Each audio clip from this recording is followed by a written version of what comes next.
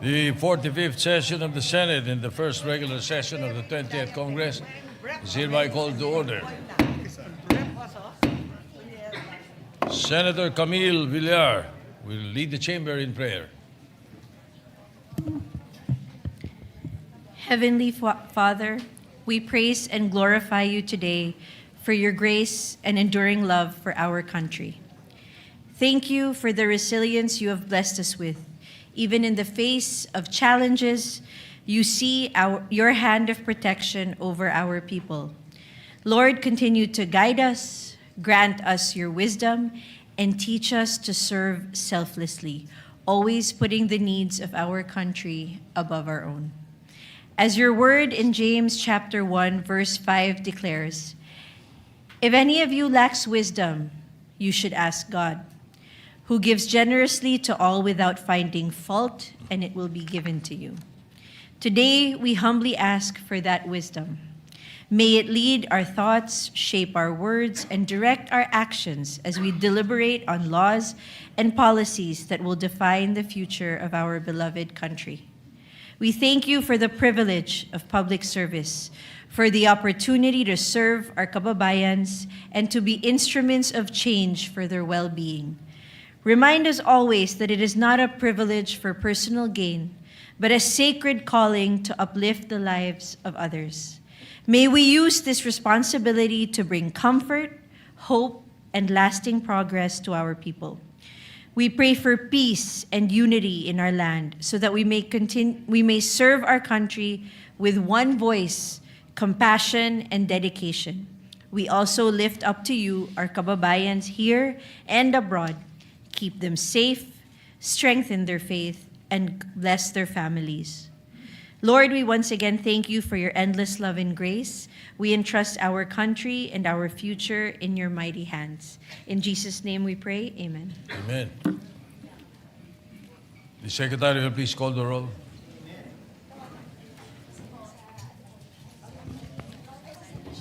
Roll call of members. Honorable Senator Aquino, Senator Cayetano Alan, Senator Cayetano Pia, Senator De La Rosa, Senator Ejercito, Senator Escudero, Senator Estrada, Senator Gatchalian, Senator Go, Senator Hontiveros, Senator Lacson, Senator Lapid, Senator Ligarda, Senator Marcoleta, Senator Marcos, Senator Padilla, Senator Pangilinan, Senator Tulfo Erwin, Senator Tulfo Rafi, Senator Villanueva, Senator Villar Camille, Senator Villar Mark, Senator Subiri. The Senate President is present. With 19 senators present, the chair declares the presence of a quorum. Majority Leader. Thank you very much, Mr. President. Before we start the day, I'd just like to greet all our lady senators. A happy Valentine's Day, Mr. President. Advance happy Valentine's. And maybe to add to the prayer of Senator Camille Villar, she could have said, Lord, please help Senator Sherwin Gatchalian find a date for Valentine's. Kidding aside, Mr. President, we'd like to recognize the guests in the gallery, particularly the JIL Women's Volleyball Team, champions of the Bulacan University Collegiate Athletics Association, together with Coach H. Ailion and Ma'am Cheryl Jose. We have also with us guests of Senator Bamakino and Senator Pangilinan, local government officials from the province of Catanduanes led by Governor Patrick Azanza, also barangay officials from Milaor, Camarines Sur, together with Mayor Anthony Reyes and Father Roger Barbecho, Mayor J. Vincent Capistrano of Salay, Misamis Oriental, and Vice Mayor Popoy Pangadupon of Marawi City. Also, Mr. President, we have with us guests of Senator Alan Cayetano. SK officials from the city of Taguig are here with us as well, Mr. President. Yes, I think we also have Mayor Sarmiento and Councilor Nuco of Mamay High, Laguna. So we welcome all our guests to the Senate this afternoon. Thank you very much for joining us. Thank you very much, Mr. President. I Majority believe Leader. the good Senate President would like to prevail of the privilege hour. Would you like it done now, Mr. President? I can ask for suspension so that Senator Lacson could, Yes, Mr. President. yes, session, if Mr. you President, will. may be suspended for me. Session suspended.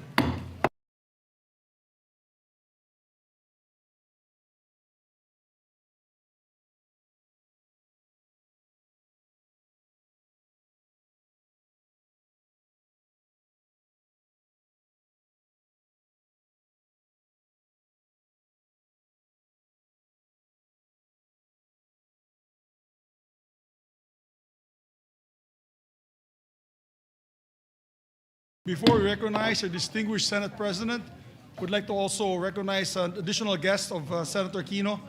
Vice Mayor Julio Samson of North Sagaray, Bulacan is also with us, Mr. President. Mr. President, may we recognize our distinguished Senate President Vicente Soto III, to avail of the privilege hour, Mr. President. The Senate President, Senator Vicente Soto III, is recognized. Thank you, Mr. President. Thank you, my esteemed colleagues. Thank you for allowing me, before the reference of business, to be recognized for this. The first time I delivered a privilege speech in the Senate was August of 1992. And the topic, more or less, is connected to my topic today, which is my first privilege speech in the 20th Congress. I rise today, Mr. President, to once again convey and place on record my history on the fight against drug abuse and illegal drugs. I will discuss it in three parts, Mr. President. Everybody agrees that when it comes to the eradication of prohibited drugs and drug abuse in our country, but the argument lies in the manner and method to combat this pervasive menace to the society. Let me begin with the past, Mr. President. As I had said, in three parts: the past, the present, and the future. In the past, 1988, I was elected Vice Mayor of Quezon City. I immediately established the Quezon City Anti-Drug Abuse Advisory Council. The program was recognized for reducing the drug problem in Quezon City from a high level of 54% in the entire Metro Manila down to 9%, significantly lower, in very lower levels that the World Health Organization, the WHO, later recognized it as a model council. This is one of the reasons why I ran for the Senate in 1992, to author laws against illegal drugs and drug abuse. During that time, Mr. President, shabu was a regulated drug, for the information of the Gen Zs and the millennials. In 2002, I principally authored Republic Act 9165, or the Comprehensive Dangerous Drugs Act, which was enacted into law that year. It emphasizes rehabilitation for drug dependents, both voluntary and compulsory, and mandates drug education programs in schools and communities. Now, as a staunch and long-standing advocate against illegal drugs, I always convey that this battle must be holistic. As a matter of fact, it is a war. There must be four major concerns and success in the four major concerns. And what are these? Enforcement, prosecution, prevention, and rehabilitation. Enforcement, kahit ubusin mo, Mr. President, ang lahat ng pusher sa Pilipinas, lipulin mo, ilagay mo sa isang island, bombahin mo yung island. Kumuha ka naman, ipunin mo lahat ng droga sa buong Pilipinas. Cocaine, shabu, marijuana, designer drugs, heroin, lahat na. Pag samasamahin mo sa isang lugar, sunugin mo lahat. you will not be able to eradicate it. Why? Because there are drug dependents. Hanggang may drug dependent, they will find substances to abuse. May contact cement, may Novain, may cough syrup. Yung napatay na professor sa UP, 17 stab wounds. Cough syrup high. Yung tao nung mahuli namin. And then, prevention. Prevention, Mr. President, unfortunately, is not integrated in the DepEd curriculum. While it should be a drug abuse resistance education program that should be incorporated in this, in the Department of Education. Grade 5, grade 6, grade 7. The then President Erap started it in 1998 with you as the, Mr. President, the presiding officer, Senator Lacson as head of the PAOK TF. But it died a natural death after President Estrada was removed. But then, it is a very important component. Prevention. And the only way to do that is in grade 5, grade 6, grade 7, drug abuse resistance education program. They will already know by that time, before they reach first year high school, that illegal drugs will be bad for them. Drug dependency will be bad for their family, for their future, for their health. And then rehabilitation, Mr. President. Rehabilitation should be lodged in the Department of Health. It is, as a matter of fact, lodged in the Department of Health based on the law that I have authored, Republic Act 9165. But we asked the DOH, are you doing it? Are you accrediting all the rehabilitation centers in the Philippines? Ang problema, may pinapasok sa rehabilitation center, Mr. President. After 6 months lalabas, pag after another 1 or 2 months, balik uli. Why? Because the profiling is wrong. Because the program being used is wrong. Hindi ho ganun kadali mag-rehab. We must find the profile, we must define the profile of the drug dependent. Ano man bagay sa kanyang rehabilitation program? Iba-iba po yan. Merong faith-based, merong 12 steps Minnesota model, merong multidisciplinary, merong therapeutic community which is being done in Bikutan and it's very successful. At yung eclectic.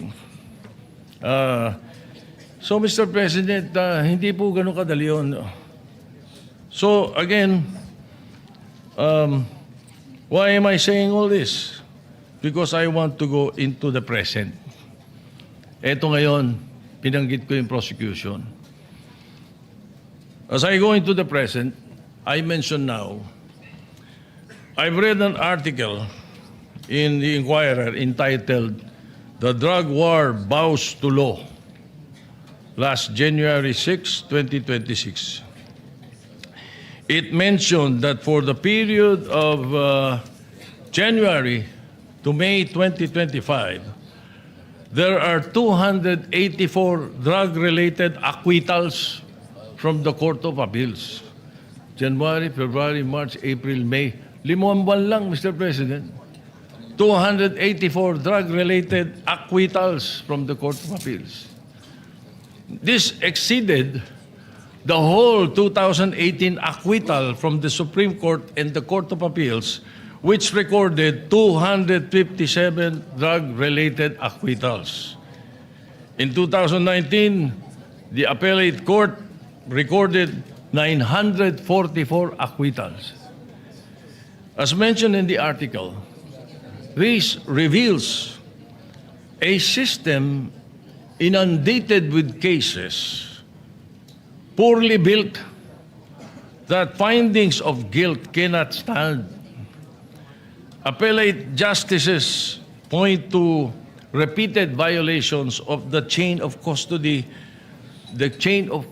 rule under Republic Act 9165. We somehow amended already Section 21 a few years ago because also in the law we incorporated there that it should be reviewed every 10 years.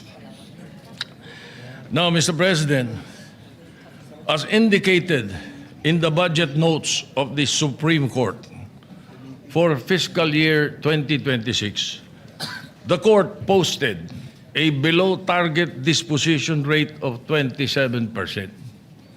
Meanwhile, backlogs on pending cases ranging from 3 to 6 years increased to 87.7% for 2024.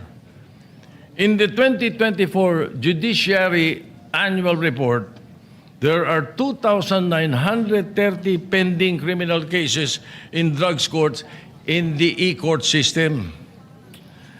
Mr. President, in the data from the Dangerous Drugs Board, which I was a chairman before, from July 2022 to December 2025, there were 169,534 cases filed for dangerous drugs seized with a total value of 100 billion pesos. 4,296 of these cases were dismissed. Upon interview with several court personnel in Manila, Mr. President, they've noticed that the information in cases filed seems to have templates. Parang pare-pareho. And there were instances that there is duplication in evidence used in different cases. So these weak cases may be results of poor coordination between the police and the prosecution. Nakakalungkot, Mr. President, but let me go back again to the past pagdating dito sa issue na to. When I established the Quezon City Anti-Drug Abuse Council, we had these 4 primary concerns which I studied and learned from abroad. The chief city prosecutor then, Pepe Erestain, assigned to me 12 assistant city prosecutors only to prosecute drug cases in Quezon City. And together with that, the head of NARCOM then, one of your batchmates, Mr. President, assigned to me a NARCOM contingent to handle enforcement. Ang problema, Mr. President, after a few months, sunod-sunod ang dismissal. Kaya ako binabalikan yung kwento ngayon eh. Sunod-sunod ang dismissal. Kinausap ko ngayon yung NARCOM at ang chief of police namin noon, si Colonel Rodolfo Garcia. Sabi ko, ano ba nangyayari? Bakit ba? And then I also talked to the prosecutors, the 12 prosecutors, city prosecutors headed by Fiscal Tomas. Sabi sa akin, Mr. Vice Mayor, hindi marunong mag-file ng kaso yung mga pulis mo. Kaya hirap na hirap kami. Inadi-dismiss. Yun ang sagot. Nung tanungin ko yung mga pulis at yung NARCOM agents, sabi ko, hindi raw kayo marunong mag-file ng kaso. Ang sagot po sa akin, hindi ho, nalalagyan yung mga prosecutor mo. Ba, hindi ko alam kung sino paniniwala sa kanila, Mr. President. But again, I recall all this after I've seen all these dismissals in the different courts. Well, here's the beef, Mr. President. In another inquiry in Parañaque, they say that almost 75 to 85% of drug cases are dismissed because of the non-observance of the dual witness required by law. Ito na, according to enforcers, it's a challenge to have buy-bust or entrapment operations due to lack of availability of prosecutors during the buy-bust, media, or elected officials at the time or of immediately following. Yan ang sinasabi, as required by law. Indeed, yes, we placed that in the law then. It was an amendment proposed by Senator Nene Pimentel, I distinctly recall. In the case of People versus Nisperos, even 30 minutes after the enforcement is no longer considered as immediately following. thus will violate the procedure required by law. So I checked with the other drug laws in our neighboring countries, Mr. President, for 2024 to 2025. Singapore remains a global leader in strict enforcement and with 95% conviction, 95% conviction rate for drug offenders. Among our neighbors, Singapore, Hong Kong, Japan, Thailand, South Korea, Malaysia, India, and Taiwan, we are the only country with a statutory chain of custody rule. Other countries observe it, but as part of proof only and not by law. They have high evidentiary expectations, but there is flexibility on how the chain is proven. Yes, being the authors, baka sabihin nyo, you're to blame. Ba't nilagay nyo yan? Hindi po. Times are to blame. Nakaka-imbento nakakapalusot And that is the reason that Congress should be dynamic. That is the reason that we have to come up with new laws or upgrade or amend our laws, Mr. President. So indeed, it is high time that we, I now go to part 3, the future, Mr. President. It is high time we amend again Section 21 of Republic Act 9165.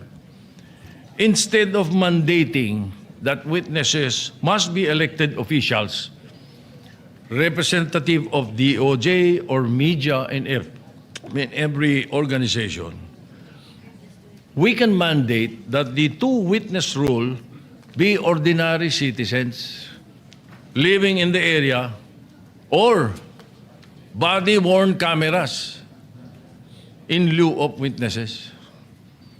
There is also a need, Mr. President, to streamline the marking requirements, especially during in flagrante delicto arrests. So, Mr. President, it's about time also for the passage of the creation of the Presidential Drug Enforcement Authority. I believe it is essential at this point in our history in time. This agency will oversee and aid in the proper filing of drug cases, and if possible, to assign lawyers in every precinct to assist in the strict enforcement of the law. Hindi po military unit dapat ang PIDEA. It should be overseeing and monitoring all the drug enforcement units, anti-drug enforcement units. So this PIDEA, which I am proposing, aims to unify enforcement, prosecution, prevention, and rehabilitation under one roof to ensure a holistic and effective approach. Mr. President, the scale of justice must be balanced. The effectivity of enforcement and prosecution must be equally accorded with due process to protect the citizens from abuse of authority. It is high time for a holistic reform in the whole of government approach to eradicate illegal drugs and drug abuse. So, Mr. President, that concludes my history in my fight against drug abuse and illegal drugs. Thank you, Mr. President. Thank you, Senate President Soto. Majority Leader. Mr. President, I believe that our distinguished Senator, Senator Macoleto, would like to interpolate the good Senate President, if he may wish so. Yeah, Senator Marcoleta is recognized to Maraming interpolate. salamat po, Mr. President. Mr. Sponsor, kung sana po ay makakapagtanong po ng ilang bagay sa inyo pong privilege speech na binitawan sa hapong ito. Certainly, Mr. President, with pleasure. Mr. President, unang-una po ay pinasasalamatan ko ang ating, Senate President sa paglalahad niya ng kanyang makulay na kasaysayan kung paano po pinasimulan ang kanyang inisyatibo para makatulong po sa pagsugpo ng droga sa ating bansa. Napaka-importante po talaga na ito po ay diretsahang mabaka po ng ating pamahalaan para sa ganun ito po ay mapuksa sa lalong madaling panahon. Ngunit kagaya po ng paghahalimbawa na ginawa ng ating Senate President, para pong maski po siya'y nalulungkot sapagkat nung siya po ay nagsimula niyan, siya po ay Vice Mayor po ng Quezon City. Pwede po bang maitanong, Mr. President, kung anong taon po yun? 1988, Your Honor.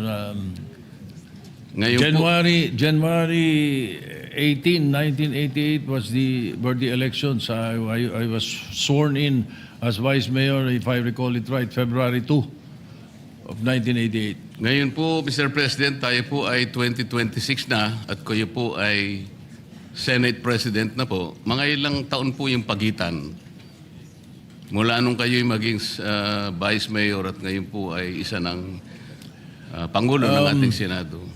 37 years, if my mathematics is still working, Mr. President.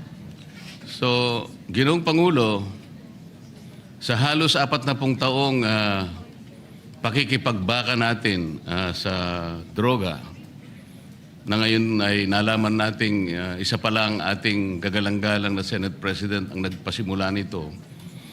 Ngunit sa kanya pong paglalahad ay may halo pong kalungkutan dahil sa kanya pong paglalarawan kanina, kahit na po hulihin natin lahat ang mga puser at ang mga gumagamit nito, at kahit sakasakali na meron po tayong magagawang kaparaanan na sila ay ilagay lahat sa isang isla. At meron po tayong karapatan at kakayahan na pasabugin ang isla na yon. Siguro po iniisip po ng ating Pangulo, Mr. President, na sa kanya pong frustration talagang, kumbisan nga po, mahalos maiisip nyo na po yun eh. Dahil siguro sa kagustuhan niyang mapuksa ka agad, bobombahin na lang niya. Paghalimbawa po natin, Mr. President, nakahanap siya ng isang napakabagsik na bomba. Talaga pong walang natirang isamang kaluluwa. Namatay po lahat, Mr. President. Pero sabi niya, hindi pa rin po sapat yun eh. Hanggat meron tayong lilitaw ng mga kababayan, sabi po niya, na dependent sa droga, mananatili pong magkakaroon tayo ng problema. Tama po ba yung aking pagkakarinig, Mr. President? Tama po yun. Bagamat pagdating po doon sa issue ng human rights, yung akin po ay theoretical lang, na kapag kahit ubusin mo lahat ng puser sa Pilipinas, in a way, kung ika ngay may mong pasabugin sa isang lugar at mawala sila lahat, theoretical lang naman yun. Alam ko po yun, Mr. Ika nga ganun pa rin, magkakaroon pa rin ng hahanap pa rin po sila kung meron kang drug dependent.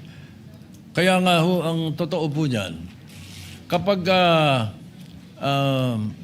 naksawata natin ang drug dependency, ang bigat nga, mas mabigat sa akin yung prevention and rehabilitation kaysa sa enforcement and prosecution kung tutuusin.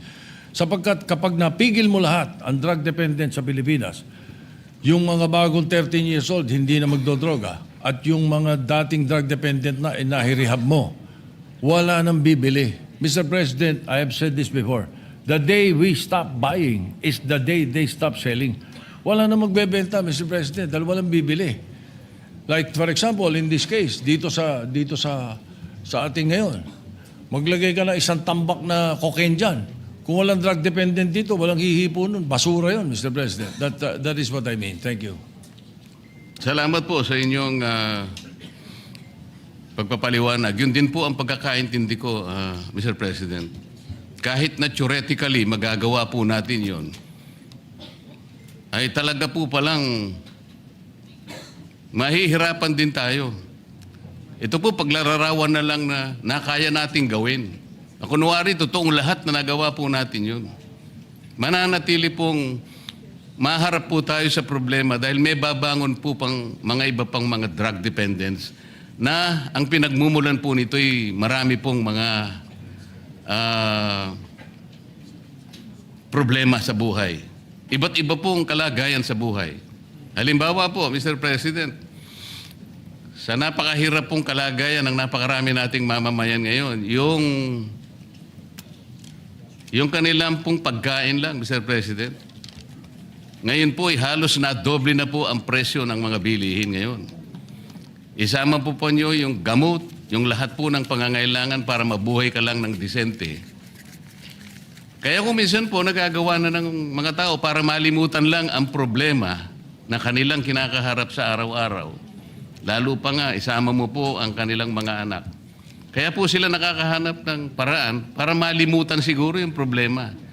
So, kung hindi po natin maayos ang problema nating pang-ekonomiko, socio-economic problems, yun po talaga ang kausa. Yan po yung pinagmumulan ng problema kung bakit lumalala at lalong nagiging mahirap para bakahin natin ang problema ng droga. Sa makatwid, Mr. President, hindi lamang po yung actual na paghuli sa mga gumagamit ng droga, i-reinforce natin ang mga batas, i-prosecute natin, i-rehabilitate. Kinakailangan po nating puntahan yung pinagmumulan muna ng problema kung bakit nagkakaroon ng mga taong sa pilitang gumagamit ng droga. Sa makatwid, lalong mas malaki po yung problema ang kinakaharap natin. Hanggat hindi po natin na isasaayos ang napakaraming problemang bumabalot sa ating bansa, mananatili po na magkakaroon at lalo pa pong magkakaroon at dadami pa ang mga taong maghahanap ng pansamantalang pagtatakip ng kanilang problema. Yan nga ay sa pamamagitan ng paggamit ng droga. Tama po ba ang aking assumption, Mr. President? Yes, Mr. President, maraming salamat po. Maganda yung napunto ninyo sapagkat you are absolutely right. But hayaan niyo pong dagdagan ko. Ano? At hindi lang yung escape ang pinag-uusapan dito. As a matter of fact, thank you for reminding me because if I am asked, may mga drug dependent hanggang ngayon, drug dependent pa rin kahit ubos na droga. Ano ba problema? Ayan ang tatanong. Ano ba ang pinagsisimulan dyan? Mr. President, I have used an acronym, PEACE, P-E-A-C-E, to describe it. And that encompasses and includes what the distinguished gentleman from Tarlac said, Senator Marcoleta. Tama po yun. Because P stands for peer pressure. Yan po isa sa mga dahilan. Sa eskwela, sa barkadahan, naku, pag hindi ka sumubok, ganito. Isa po yun. Yung E sa peace stands for escape. Yun mismo yung sinasabi ninyo. At yun ang isa sa mga dahilan. Parang escape po yan. Akala nila makakatakas sila sa problema nila, makakatakas sila sa kahirapan nila, sa pamamagitan nito. Mali po. Lalong nadodoble ang problema nila. Yung A naman sa peace stands for availability. Napakalaki hong negosyo nito. Ito po, bilyon-bilyones na dolyares na negosyo ito. That's why these people, these drug lords, these drug pushers, especially high-level drug traffickers, will make it available in your streets, in your homes, in your schools, everywhere. They will make it available. At kukumbinsing kayo na sububok at malulong dito sapagkat negosyo po ito. It's a $1 trillion industry in the world. Yun naman pong C sa peace is curiosity.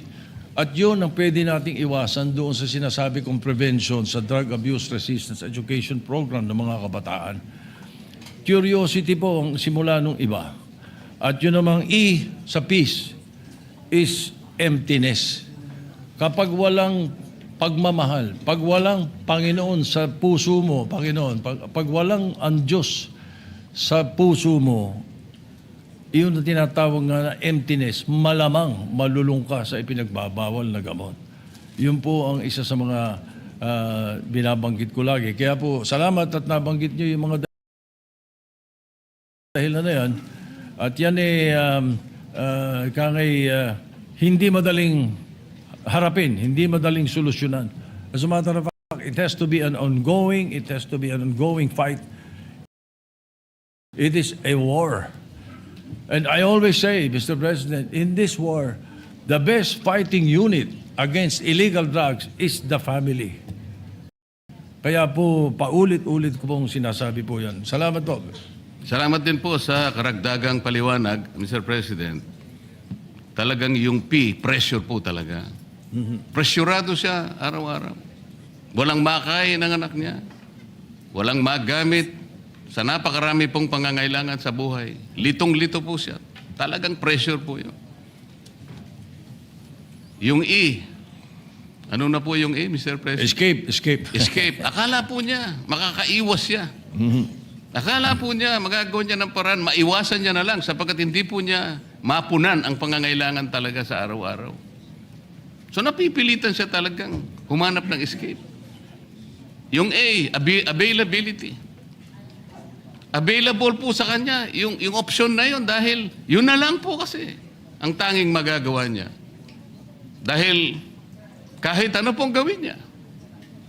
Sa napakahirap pong kalagayan ng marami nating kababayan, makikita naman po natin ang pinanggagalingan talaga nitong mga droga ay talaga pong yung mahihirap na segment ng ating population. Yung Mr. President, ano na po yun? Curiosity. Akala po niya, curiosity. Baka iniisip niya, tingnan ko nga, baka dito maka-escape nga ako.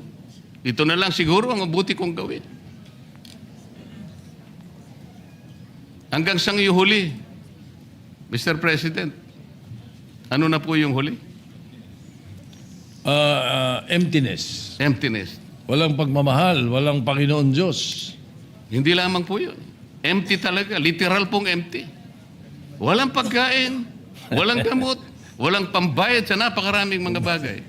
Talaga pong malululong siya sa droga. Talaga pong hahanapin niya, Mr. President. Wala po siyang choice. Hahanapan po niya yung makakapagbigay sa kanya ng panandaliang siguro escape sa kanyang buhay. Hindi niya kayang harapin lahat. Tao lamang siya. Ito po ang pinanggagalingan ng problema ng droga. Ito lang pong nangyari sa atin ngayon. Very recently, Mr. President. Nung nilimas po ang ating kabangbayan, lalo pong nalugso ang economic condition ng ating bansa. Lalo pong tumaas ngayon ang bilihin. Maski kanino po kayo magtanong ngayon. Litong-lito ang ating mamamayan. Kaya alam ko po, lalong dadami na naman ang droga. Nakakalungkot po, nakakatakot. Sana po ay unahin natin sana yung pinagmumulan ng problema ng droga. Ito po yung pangkalahatang kalagayang kabuhayan ng ating bansa. Maraming salamat po, Mr. President. Maraming salamat po sa inyong panahon. Thank you. Just for the record, Mr. President, tayo naman po ang Kongreso at Senado, hindi po nagkukulang kung tutuusin. Lagi po nating hinaharap ito. At meron nga po tayo mga tinutulak na mga bagong batas na pwedeng sumagupa dito. Ang isa po na mga naipasa na natin na inaasahan ko that in the very near future, the Executive Department will finish this. This is Republic Act 11928. This is the Separate Facilities for Heinous Crimes Act. Ito po yung mag-i-establish tayo ng isang lugar na kung saan nakahiwalay yung mga high-level drug traffickers para po maiwasan na natin yung debate naman pagdating sa death penalty. Anyway, Mr. President, maraming salamat. Senator Robin Leader, Padilla is recognized. Maraming salamat po, Ginoong Pangulo.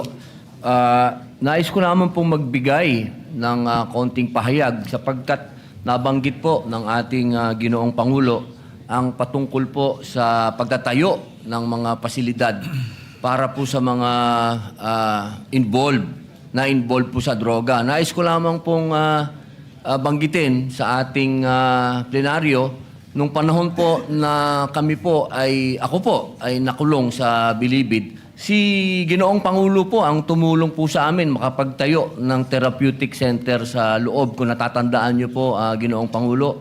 Opo, tatandaan ko po at saka pinadagdagan ko po yung Building po sa loob. Yung pagkain po ninyo, pinataasan ko yung budget. Opo. Yan po ang mga Naging institusyon na po ngayon yan sa New Bilibid Prison, sa Bureau of Correction, yung pong Inmates Crusade Against Drugs. At ito po ay tinulungan po kami ni Ginoong Pangulo, Senator Vicente Soto III. Kaya isa pong malaking tulong po ito sa Bilibid sapagkat dito po ay naihiwalay po yung mga drug offenders doon po sa mga tinatawag po natin na mga kriminal. At ito po, nagkaroon po kami ng mga building doon. At ito po ngayon ay kinikilala na programa po sa Bucor. Meron lang po ako sana na mababanggit din po sana dito sa ngayon na dapat din po natin pong harapin. May kinalaman din po ito. Sa ngayon po kasi yung atin pong mga kulungan ay napakarami pong mga drug offenders po ngayon na nakakulong. At katunayan po, halos ang buong population po, sabihin na natin, 80% ay drug offenders po. Sana magkaroon din po tayo ng mga panukala na makapaghihiwalay po sa atin, doon po sa mga usapin na kung sino po yung mga heavy user, doon naman po sa mga light users pa lang, na wag po sana silang mapasama doon sa mga tinatawag po natin ng mga pusakal na kriminal. Yun lamang po. Maraming salamat po uli sa inyong lahat. Salamat po. Salamat po, Mr. President. I wish to thank the distinguished gentleman from Camarines, from Bicol, and Nueva Ecija, Senator Robin Padilla. Yes, tama po yun. Mga 70 to 75% po ng nakakulong ay drug-related actually, yung kanilang mga kaso. At yung sinasabi po nila na suggestion na baka maihiwalay, pwede po natin yan i-incorporate doon sa tinatayo po na separate facilities for heinous criminals. Naihiwalay po sila. So mangyayari po, aalisin natin dapat sa Muntinlupa, yung New Bilibid Prison sa Muntinlupa. At ililipat natin ang mga taga Luzon sa Luzon, ang mga taga Visayas sa Visayas, at ang mga taga Mindanao sa Mindanao. Bakit po naisipan yan at nilagay ko puro sa batas yan? Sapagkat ang nabalitaan ko, at ito po ay mapapatunayan ng ating kaibigan at ating kasamang senador, Mr. President, na kapag ang isang PDL or person deprived of liberty ay hindi na dinadalaw ng pamilya, yan po ay based on my research at saka pag-aaral po yan. Marami pong inabot ang sa akin ng Department of Justice during that time. Sa matter of fact, binigay ko po kay Senator Frank Rilon yan nung araw when he was Secretary of Justice, na kapag hindi na dinadalaw ng pamilya, doon nag-uumpisang magloko yung PDL. Doon na nakakasama ng mga gang, na barkada, na siguro po ay mapapatunayan ito ni Senator Padilla. Totoo po yan. Opo, ako po'y sumasang-ayon sa atin pong Ginoong Pangulo. Sa katunayan po, nung 19th Congress, ako doon po ay nagsulong ng regionalization. Totoo po yun. Kapag ang tawag po namin dyan, mga tawid dagat. Kapag ang tawid dagat po ay hindi na nadalaw, eto na po, nagkakaroon na po ng mental health issues na po talaga. At nauuwi na po ito minsan sa pagiging buryong. Yun po ang tawag namin doon. Pag naburyong yan, ay pwede na po yan talaga minsan mag-amok o manaksak. Opo. Yan po yung mga talaga mga tunay na problema. At napakaganda pong marinig na ito po ay pag-uusapan po uli. At inshallah ay magkaroon po ng batas na maging regional na po talaga ang Bilibid. Sa ngayon po, ito'y nandoon na. It's a matter of the Executive Department executing it now. Kasi nga, tama yung binanggit nila. At no, sumasang-ayon siya sa sinabi namin, sumasang-ayon din po ako sa kwento niya. Sapagkat kapag ikaw ay, ang isang PDL ay taga Sultan Kudarat, paano kang bidalawin sa Muntinlupa? Baka once a year hindi ka madalaw noon. Lalo na kung ito'y kapos. Kapos. At karamihan sa ating mga kababayan doon ay kapos. So pag hindi na dinadalaw, yun ang nag-umpisa. So dali natin sila sa Mindanao, yung mga taga Mindanao. Taga Visayas sa Visayas. At yung mga taga Luzon sa Luzon. Ang mangyayari po niyan, at sineperate po natin yung mga loko, yung mga heinous criminals, sineperate natin yan. Yung Muntinlupa po, 324 hectares, tama ba? 324 hectares po yun. Ang laki pong ginhawa sa gobyerno to kung ito'y gagawin na lang natin, imbis na NBP, gagawin natin itong yung university belt. University belt. Marami pong magtatayo ng mga eskwela at university ron. At magiging growth corridor po yan papunta sa south ng Luzon at ng Metro Manila. Malaking bagay po yun at I hope maumpisa na po yan. Ang alam ko, when Secretary Remulla was DOJ Secretary, they started already the tawag dito, the groundbreaking for that. So, sana po matuloy at salamat sa inyong pagsuporta at pagtangkilik, Your Honor. Apo, maraming salamat po, Ginoong Pangulo. Meron lang po akong idadagdag, konti lang po doon. Nakapag-usapan din po namin ito. Totoo po yun ni Secretary Remulla nung siya po ang DOJ. Ni-request ko lang po sa kanya no, na sana i-maintain lang yung maximum prison na parang Alcatraz po, na wag namang gibain kasi historical, very historical po yung maximum prison, na kung ito po ay matutuloy, magkakaroon po ng paglilipat, sana lang po i-maintain lang yon sapagkat napaka-historical po nung main building po ng Bilibid. Maraming Museum. salamat po, Ginoong Pangulo. Pwede pong maging museum. Maliit na party lang naman po yan, so pwede po yung suggestion niya. Thank you. And again, 11928 was co-authored by Senator Mig Subiri, Mr. President, just for the record. Senator Joel Villanueva is recognized. Mr. President, just very short, Mr. President, manifestation, and if I may just raise one question to our dear Senate President. First of all, at the onset, may I just put into the records of this August Chamber my sincerest thanks and gratitude and support to the privileged speech given by our Senate President. Just one thing that I'd like to raise that touched my heart is when the Senate President made mention not only about all this, the pressure, peer pressure, escape, availability, curiosity, and the last one was mentioned, yung emptiness, Mr. President. And emptiness stems from the fact that a person has no course or hope anymore to live and fight another day. And that's why dun po sila pumupunta. And binanggit po ng ating Ginoong Pangulo na napakahalaga ng pananampalataya, napakahalaga ng relationship sa Diyos, napakahalaga ng mayroon kang pinupuntahan at nakakausap through prayers, Mr. President.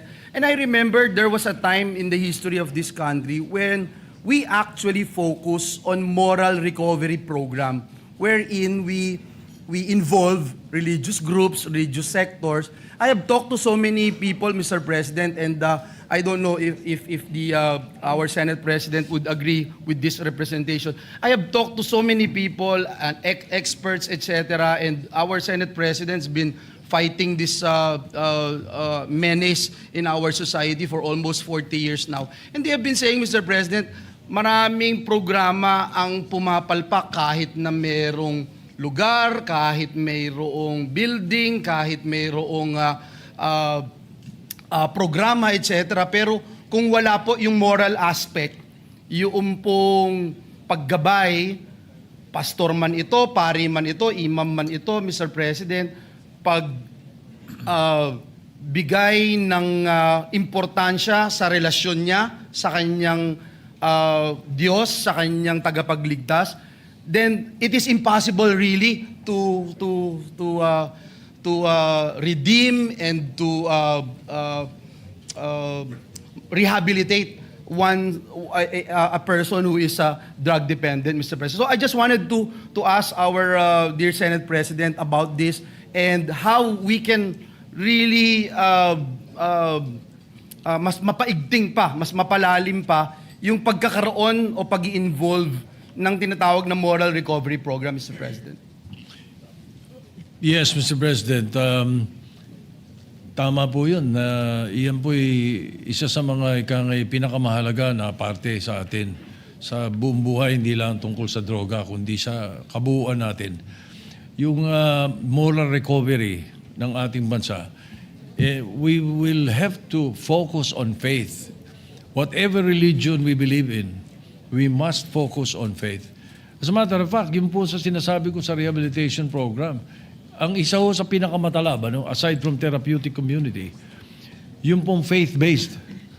Yung faith-based rehabilitation program ang isa sa pinaka-effective na programa, Mr. President. And the moral recovery is immediate.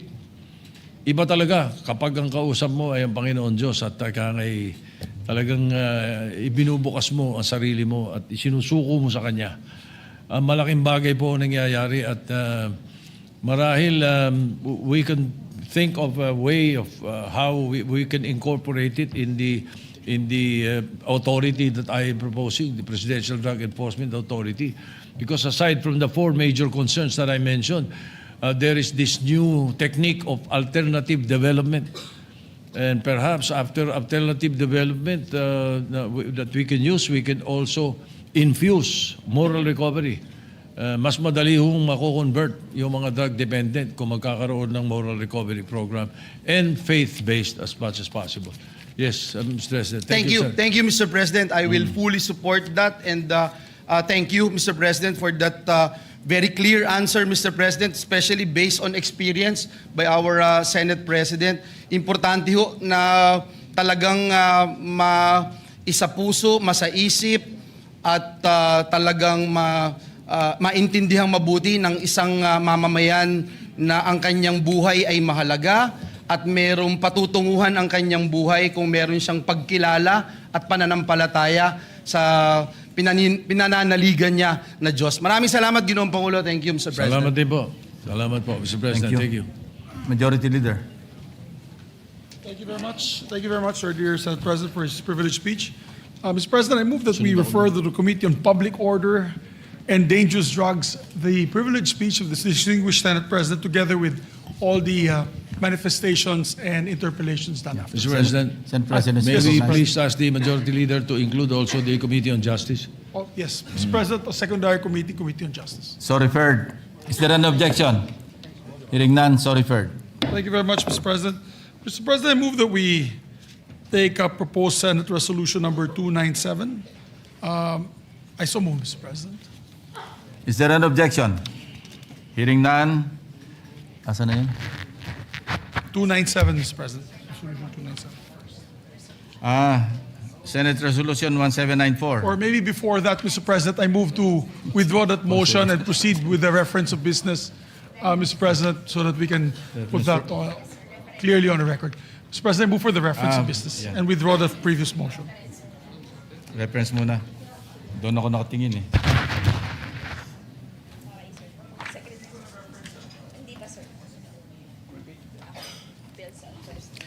Bills on first reading.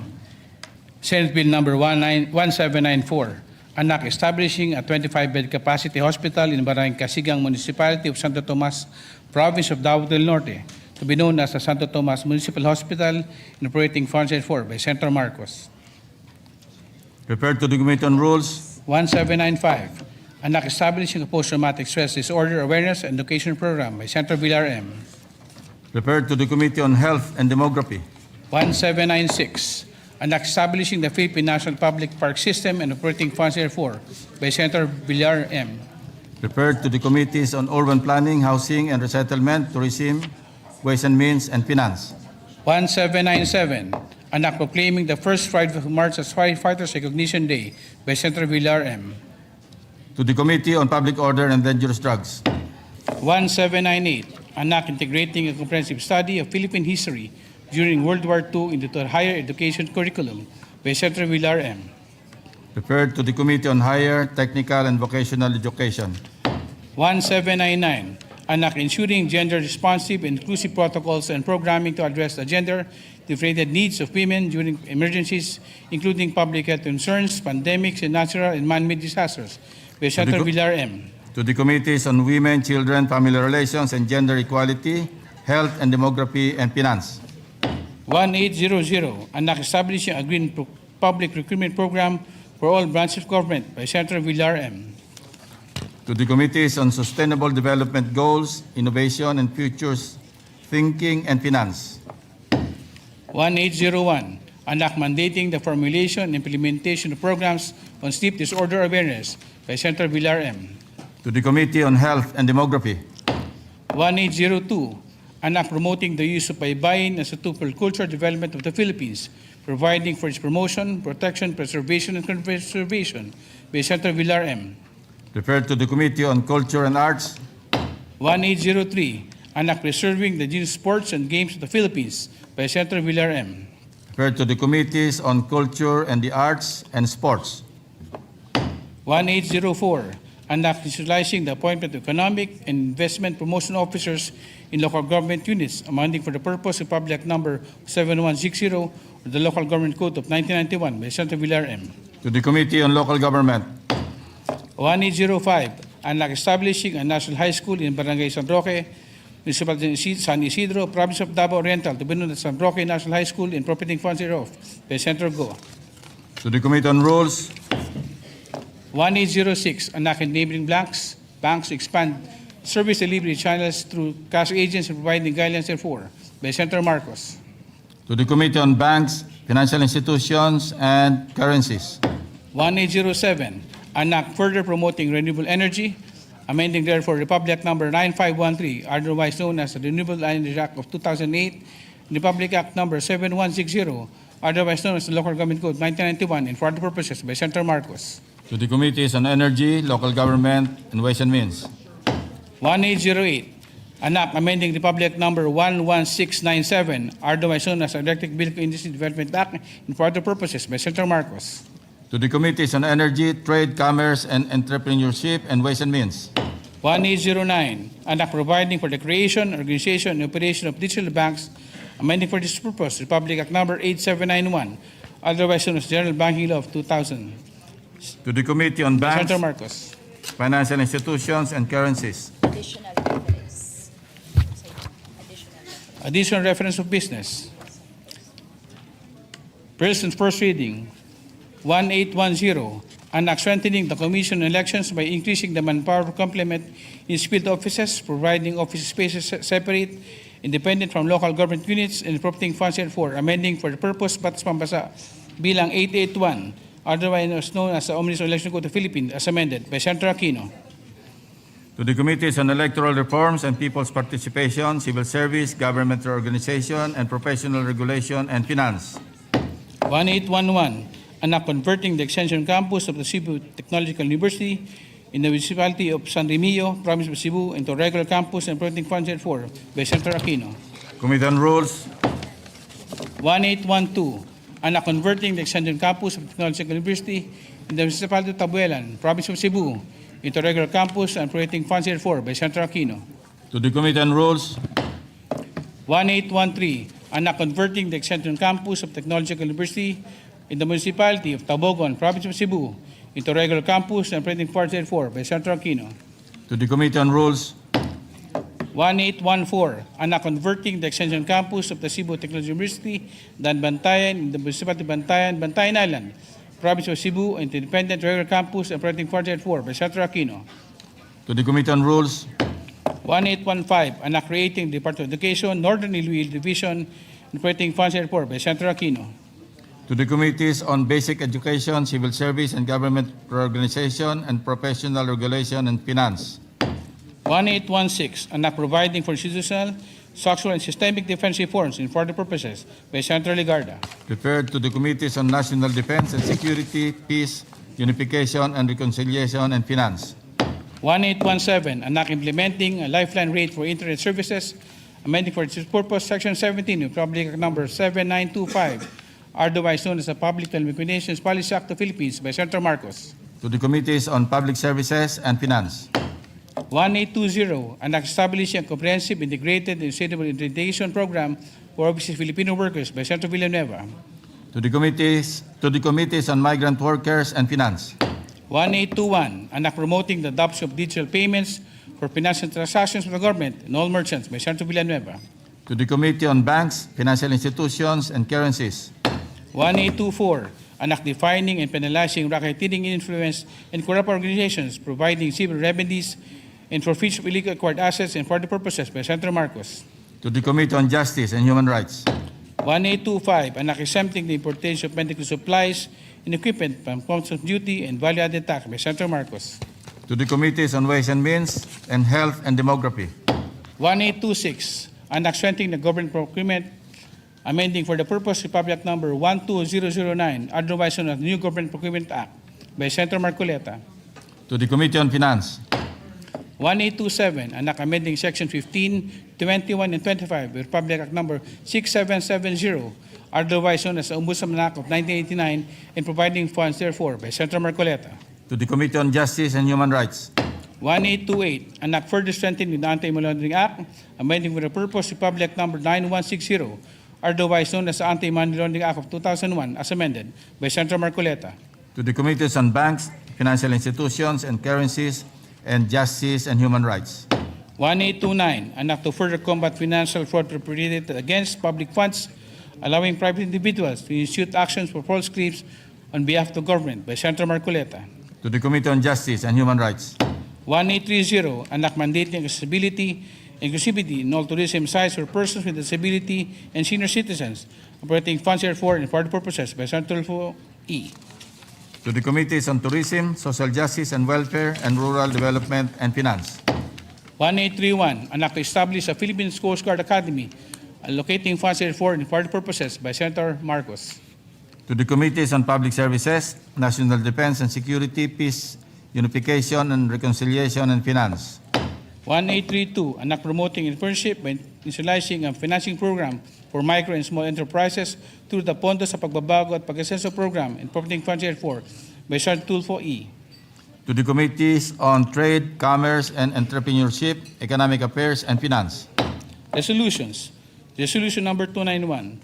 Resolution directing the appropriate Senate committee to inquire in need of legislation on the status of production and publication of the Philippine map reflecting to the West Philippine Sea pursuant to Receipt Order number 29, within in view of ensuring the timely production, publication, deposit, and international notification thereof by Senator Marcoleta.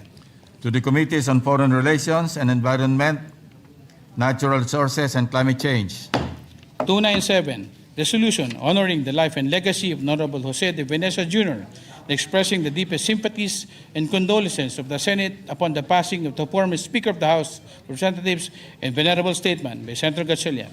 to the Committee on Rules, Majority Leader. Thank you very much, Mr. President. Mr. President, I move that we consider proposed Senate Resolution number 297. Mr. President. Senate, yes, Proposed Senate Resolution 297. Consideration is in order. Thank you very much, Mr. President. May we ask the Secretary to read the title of the measure? The Secretary is directed to read the title of the measure. Resolution honoring the life and legacy of Honorable Jose de Venecia Jr., expressing deepest sympathies and condolences with the Senate upon the passing of the former Speaker of the House of Representatives and venerable statesman. Mr. President, I move that we recognize the distinguished sponsor, principal sponsor of the measure, Senator Sherwin Gatchalian. To sponsor the measure, Senator Sherwin Gatchalian is recognized. Thank you, Mr. President. Thank you, Majority Leader. Mr. President, distinguished colleagues, today we mourn the passing of a titan of Philippine politics, the longest-serving Speaker of the House of Representatives in the post-war era, Jose de Venecia Jr. It is my privilege to sponsor a resolution honoring the life of this great man and expressing the deepest condolences of the Senate on the occasion of his passing. When I entered politics in 2001 as the representative of the 1st District of Valenzuela City, JDV was my first speaker. In many ways, he was a pivotal part of my formative years in public service. He was a leader, a voice of reason, and a figure of stability and continuity that was synonymous with our democratic institutions. Indeed, many would seek to emulate him as one of our nation's great parliamentarians and peacemakers, and an instrumental figure in organizations such as the International Conference of Asian Political Parties and the Asian Parliamentary Assembly. One of JDV's greatest gifts was the capacity to bring people together from different political camps and backgrounds to work for the common good. He was the architect of the Rainbow Coalition and the Sunshine Coalition, which were critical to ensuring the stability of government during turbulent times. During the term of President Fidel Ramos, JDV constantly held vital continuing dialogues with the leadership of the Moro National Liberation Front, or MNLF. The efforts of the Peace Panel culminated in the 1996 peace agreement between the government and the MNLF. This is just one example of the flair for diplomacy and consensus building that made JDV a worthy champion for peace and progress. Ultimately, JDV's legacy is one of quiet service, of reliability, of building bridges between diverse peoples. It is a legacy that brought a sense of calm and stability to government, opening the door for lasting change, reform, and progress to make its way from the halls of Congress to the households of our countrymen. It is a legacy that influences my work in public service to this day. In closing, I would like to express my deepest condolences to Congresswoman Gina De Venecia and to the rest of the De Venecia family. You will always be in our prayers, and we thank you for the privilege of knowing Speaker JDV. We will always strive to honor this example. I know that his life will inspire future generations of civil servants to follow in his footsteps and work tirelessly for a more peaceful, harmonious nation. Thank you, Mr. President. Thank you, Senator Gatchalian. Majority Leader. Thank you very much. Lauren. Thank you very much, Mr. President. Mr. President, I'm next to co-sponsor the measure. May I just use my speech yesterday and my manifestation as the co-sponsorship of this particular resolution, Mr. President? For the Is record. there any objection? Hearing none, motion is approved. Thank you very much, Mr. President. Mr. President, next to give a co-sponsorship speech is no other than our distinguished colleague, Senator Lauren Legarda. Senator Lauren Legarda is recognized.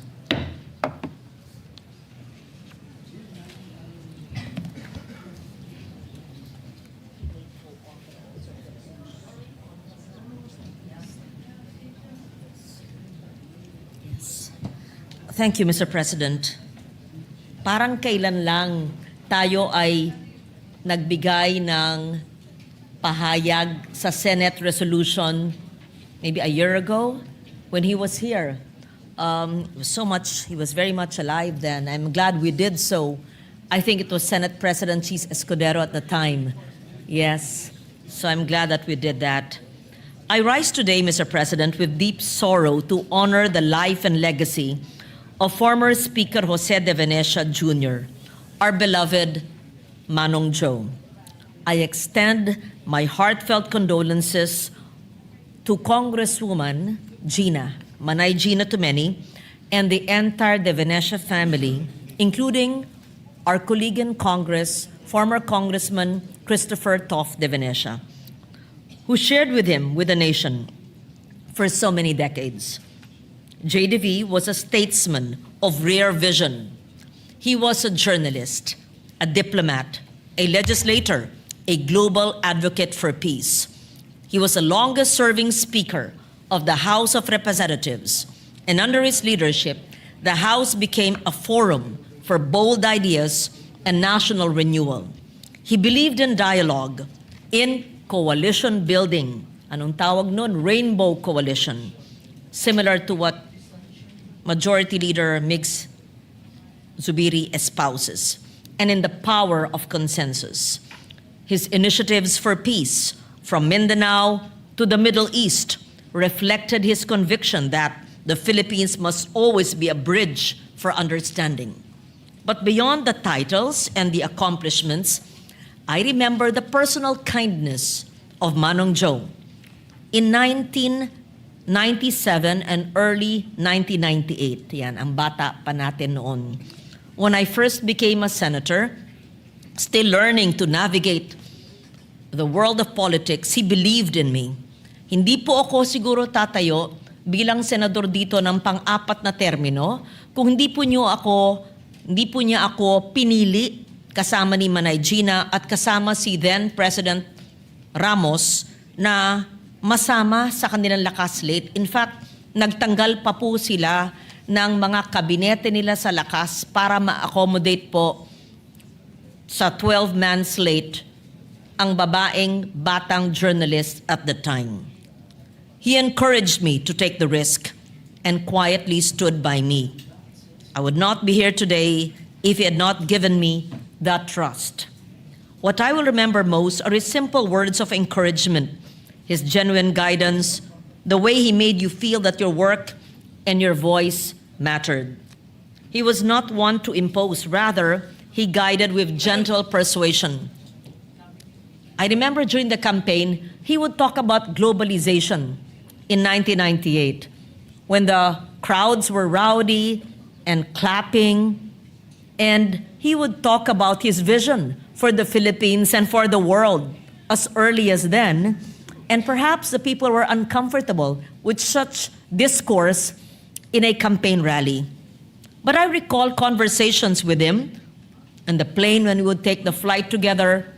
As a neophyte in politics, he would handpick me to join him in some meetings and in rallies where the other more veteran re-electionist senators could not make it. Kasama ko po nun si Bobby Barbers, kasama ko po nun si Tito Ginggona, kasama ko po nun si Rene Cayetano. Kasama ko nun si Nani Perez, kasama ko rin nun, was it Nina Rasul? Yes. No, not Jovi Salonga, Mr. Senator Villanueva. So, I would be reminded that politics is not about power for its own sake, but about service and the responsibility to uplift lives. He believed that leadership was measured not by titles, but by the ability to inspire others to act with courage and conviction.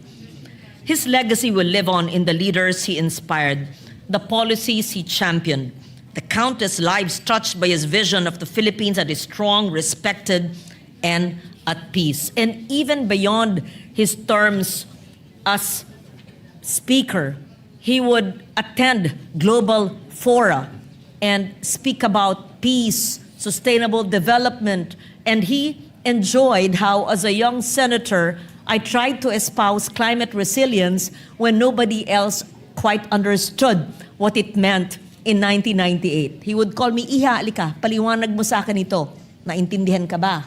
Ikaw ba ay nagsasalita tungkol dito? And we would talk about it. Whether it would be in Asian and ASEAN forum, or even Middle East meetings, or even in the European Union and in the IPU. Thank you, Manong, for the trust, the guidance, the friendship that I will forever honor. Your example will continue to light our path, and your memory will remain a source of strength for all who believe in the power of service and the promise of our nation. And on a more personal note, Gina, who is a dear Manay, like a sister to me, asked me to say goodbye to Manong Joe in his last hours. I videotaped a short message on my phone and sent it to Manay Gina on the morning when he passed away. Sabi ni Gina, pagkatapos daw nakita yung video ko, Joe, nag-goodbye si Loren. 10 minutes after, he passed away. And Gina, even this morning, told you he loved you so much and believed so much in you. And that to me is really tugs at the heart and is much appreciated. For such a great man, a global Filipino who was sometimes misunderstood and way ahead of his time in the 80s and the 90s. He also was the first, maybe, OFW who opened the doors for overseas Filipinos as well. There's so much that can be said about a great mind and a great man, and often quite misunderstood. Pero tuwan-tuwa po ako nung pinag-uusapan niya ang mga issues na bumabagabag sa mundo ngayon way back in the 1998 campaign. Rest in peace, Manong Joe. We love you. Thank you, Senator Ligarda. Majority Leader. Thank you very much, Mr. President. Before I recognize your distinguished colleague, Senator Joel Villanueva, I take assurance that he's now with his daughter, Casey de Venecia, who he was very fond of. And when she passed away at a very young age, when their house burned down, he never stopped thinking about her. So I'm happy to take note that at least hopefully they're together in heaven, Mr. President, enjoying their life together that they missed out because of the early death of his daughter. Mr. President, I'd like to recognize our distinguished colleague, no other than Senator Joel Villanueva, to also co-sponsor the measure. Senator Villanueva is recognized. Thank you, Mr. President. Thank you, our dear Majority Leader. Mr. President, dear colleagues, we join all the members of this August Chamber in celebrating the life and legacy of the esteemed Jose de Venecia Jr., former Speaker of the House of Representatives, a pillar of Philippine lawmaking, and a statesman whose imprint on our republic will endure for generations. We extend our deepest condolences to Manay, Tita Gina, Congresswoman Gina, Congressman Toff, and the entire family of Tito Joe. Let me first pay tribute to the great JDV for his many accomplishments. He served as House Speaker from 1992 to 1998, and again 2001 to 2008. The very first, Mr. President, to hold the speakership 5 times in separate terms. Among the landmark measures he authored are the Build, Operate, Transfer Law, widely known as the JDV Law, the Basis Conversion and Development Act, the New Central Bank Act, the Low-Cost Housing Law, the Migrant Workers and Overseas Filipino Act of 1995. His advocacy, Mr. President, for migrant workers would later inspire this representation in crafting the Department of Migrant Workers Act. His legislative record alone would secure his place in history. But Speaker Joe de Venecia gave far more than laws. He gave leadership. Hence, I rise today, Mr. President, not only as a former member of the House of Reps, but as a grateful colleague who had the honor of working alongside him during his speakership from 2001 to 2008, a defining chapter in the life of our legislature and our country. Those years were not easy. Our nation faced political transition, economic uncertainty, and profound questions about governance. At Ginoong Pangulo, sa gitna po ng mga hamong ito, si Speaker Joe de Venecia stood as a steady and principled leader. Ipinakita po niya sa atin na ang tunay na pamumuno ay hindi po nasusukat sa kapangyarihan. Kung hindi po sa kakayahan niyang makinig, umunawa, at magbuklod. As Speaker, he understood that authority in a democracy is built not on command, but on consensus. He listened carefully, respected dissent, and believed deeply in the power of dialogue. Sa mahahabang caucus at mainit na mga debate sa plenaryo, tinitiyak ni JDB na mayroon pong puwang ang bawat tinig at pananaw. He was not merely fluent in the rules of the House, but deeply committed to their spirit. Under his leadership, the Chamber remained a true home of free debate and democratic process, an institution he strengthened and protected. Halos isang dekada rin po kaming nagkasama ni Speaker JDB sa mababang kapulungan. At kung matatandaan niyo po, ang grupo ng minorya noon ay nakapag-produce ng 9 na senador dito sa Senado. Nandiyan po sila Senators Alan Cayetano, Senator Chis Escudero, Senator Amy Marco, Senator Risa Ontiveros, Senator TG Gingona, Senator Noynoy Aquino, Senator Cynthia Villar, Senator Sani Angara. Nasa minorya man po kami noon, Ginoong Pangulo, marami kaming natutunan kay Speaker JDV. Mula po sa malalaking usaping pambansa hanggang sa maliliit na bagay. Hindi lang po kami sa minorya ang nakarating dito sa Senado dahil na rin sa kanyang impluensya. Narito po ang ating Majority Leader, Senator Mig Zubiri, Senator J.V. Ejercito, Senators Camille and Mark Villar, Senator Sherwin Gatchalian. Marami pong pinamana si Speaker JDV doon po sa Kamara de Representantes. Naalala ko, Ginoong Pangulo, noong tumakbo po siyang Pangulo against sa President Erap. Nung natalo po siya bilang Pangulo, nakakagulat kasi yung bahay niya dito po sa Makati, araw-araw punong-puno ng tao. May catering, may tanghalian, may hapunan. Pero nung natapos yung eleksyon, I remember going there with my dad. Tatatlo lang po kami, Ginoong Pangulo. Minsan sumasama po si Manay Gina, nagba-Bible study po kami. At sinabi po noon, at tandang-tanda ko ni dating Speaker Jody V, sabi niya, dahil po doon sa mga Bible studies, at sumasama po siya sa amin noon, nag-anniversary ang JIL sa Hong Kong, sa Taiwan, nakakasama ko siya, nakakatabi ko siya sa eroplano, marami po siyang kinukwento sa atin. At tandang-tanda ko po sinabi po niya, balang araw, at dahil dito sa mga ginagawa natin, na-realize ko na hindi pa tapos ang Diyos sa akin. At balang araw, makakabalik pa rin ako. At nangyari nga po, nakabalik po siya bilang Speaker of the House. Siya rin po, Ginoong Pangulo, ang may idea na dapat magkaroon ng party list representative sa House Committee on Rules. Kaya po, dumating yung pagkakataon nung 2002, ako ay kauna-unahang naging part ng Committee on Rules ng House of Representatives. Idea din po niya na dapat ang party list group ay magkaroon din ng representasyon sa Commission on Appointments. At nangyari din po sa biyaya at habag ng Diyos, tayo po ay naging kauna-unahan ding miyembro ng Commission on Appointments representing the party list group. At simula po nun hanggang ngayon, lagi na pong may party list representative doon po sa Commission on Appointments. Beyond the gavel and the title, Speaker De Venecia, Mr. President, was a mentor. Hinikayat po niya ang mga nakababatang mambabatas noon.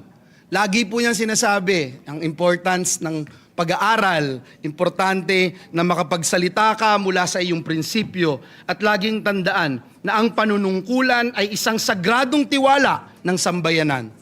Marami po sa amin ang hinubog hindi lamang bilang mambabatas, kundi bilang tunay na lingkod bayan dahil sa kanyang halimbawa. Today, Mr. President, with heavy hearts, we join this august chamber united in remembrance and gratitude.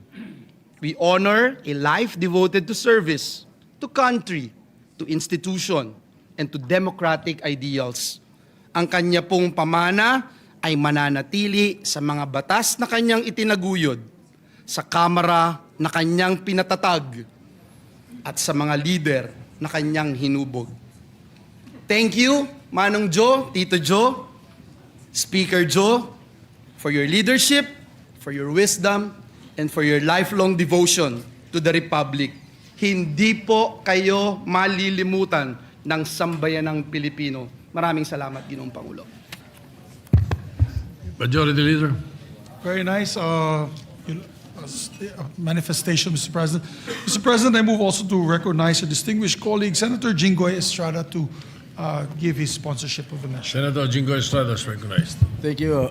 Thank you, Mr. President. Mr. President, my dear colleagues, I rise today to co-sponsor proposed Senate Resolution number 297, honoring the life and legacy of former House Speaker Jose De Venecia Jr. and expressing deepest sympathies of this august chamber on the passing of a towering figure in Philippine politics, the husband of Pangasinan 4th District Congresswoman Manay Gina De Venecia. JDV shaped the face of politics and internal security. In the years of his illustrious career, he believed in the power of dialogue, having played a pivotal role in securing a successful peace agreement with the former secessionist Moro National Liberation Front and in negotiating both a ceasefire and a peace accord with the Armed Forces Movement Young Officers Union.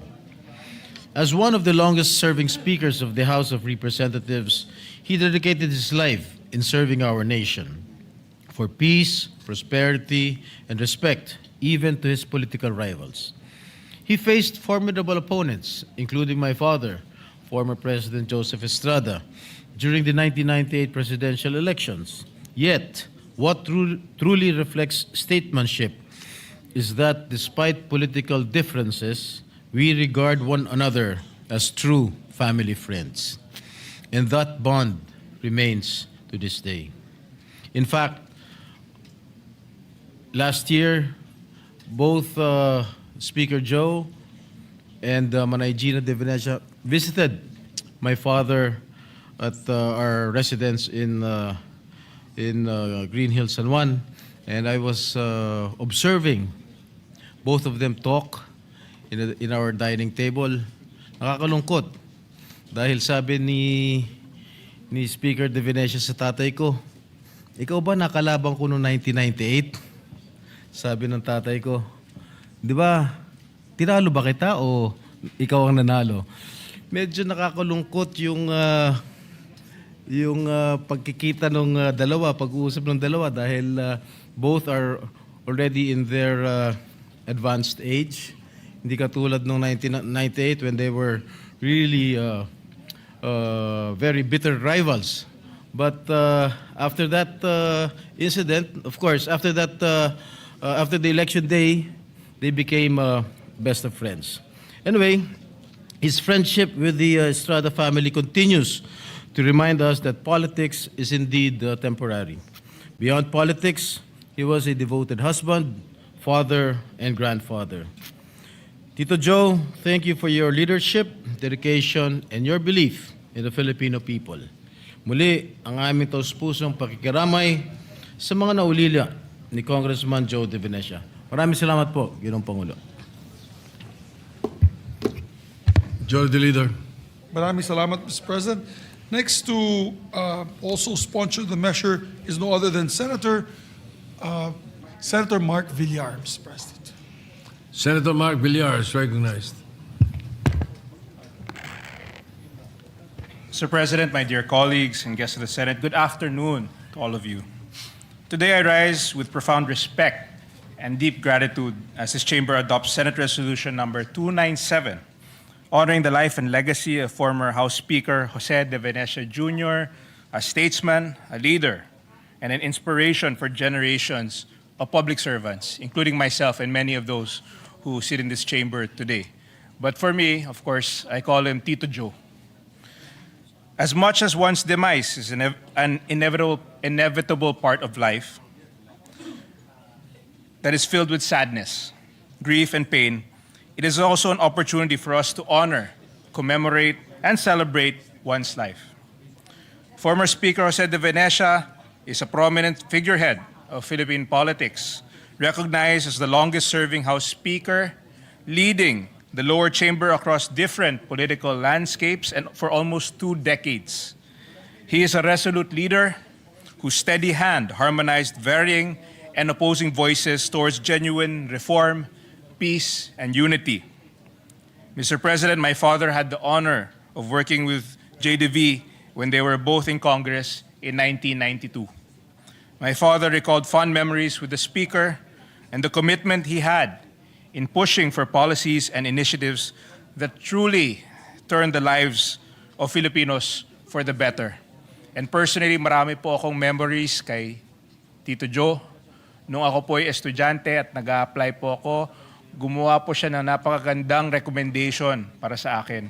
At ako po ay malaking bagay po ito para sa akin dahil natanggap din ako sa college na in-applyin ko.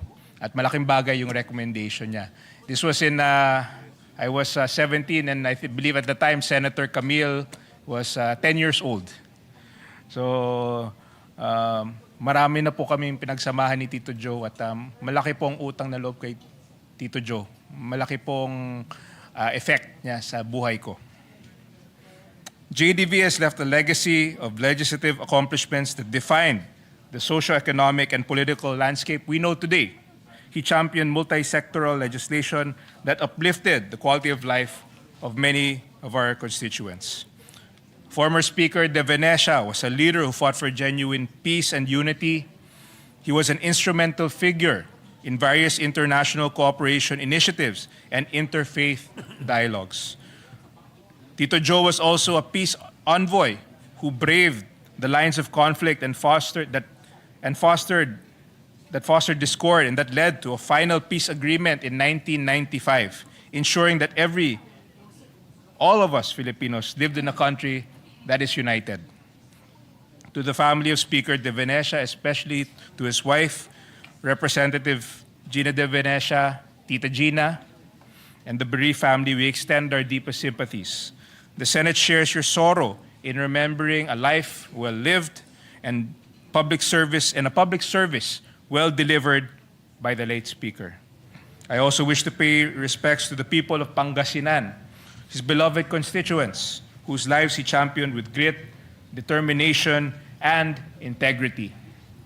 I also wish that, Mr. President, as we adopt this resolution today, let us move forward in unison, carrying the legacy of people-centered service, just as Tito Joe had. May his memory be held as a paragon of service to each and every Filipino that we serve. Maraming salamat po. At muli, nakikiramay po ako sa naiwang pamilya at mga kaibigan ni Speaker Joe De Venecia, Tito Joe. Thank you very much, Mr. President. Thank you you. very much. Majority Leader. Thank you very much, Mr. President. Next to also sponsor the measure, Senator Erwin Tulfo, Mr. President. Senator Erwin Tulfo is recognized.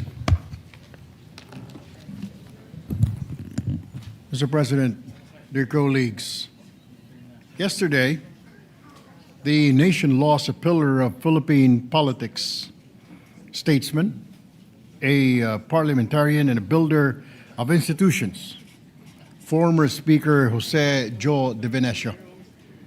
A son of Pangasinan, Speaker De Venecia served the House of Representatives and was elected Speaker 5 times. An enduring testament to the trust of his peers, he championed landmark measures that helped shape our modern economy and governance. The Build, Operate, Transfer, or BOT law that laid the groundwork for public-private partnerships, laws on the conversion of military bases, and key reforms that strengthened our financial and institutional framework, such as the creation of the Central Bank of the Philippines. Beyond our shores, he carried the Philippines' voice for peace and dialogue. He founded the centrist Asia-Pacific Democrats International and the Asian Peace and Reconciliation Council. He was a peace envoy during the Ramos administration and a special envoy for intercultural dialogue under former President Duterte's term. Many may not know it that Speaker Joe began as a journalist. He studied journalism at the Ateneo de Manila University and served as an editor of the Gaidon. He later worked as Manila Bureau Chief and Philippine correspondent for the Pan-Asia Newspaper Alliance and wrote on Asian affairs even before martial law. In the late 1960s, he co-founded the Radio Philippines Network, better known as RPN9, one of the pioneers of broadcast journalism in our country.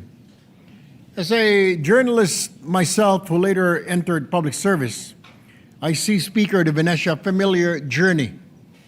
The passage from telling the nation's stories to helping shape its direction, he understood the power of information, dialogue, and truth in building democracy. Behind the public record was a quiet life of service. He extended help to orphanages and homes for the elderly and was a steady source of support during calamities.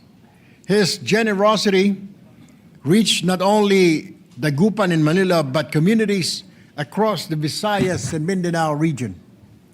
Today, Mr. President, we honor a life spent in service of laws passed, bridges built between peoples, and help given without cameras. On behalf of the Senate, I extend our deepest sympathies to his family and loved ones. May his legacy remind us that public office is, above all, duty to build, to reconcile, and to serve. Thank you, Mr. President. Majority Leader. Senator Bongo would like to also be recognized. Senator Christopher Bongo is recognized.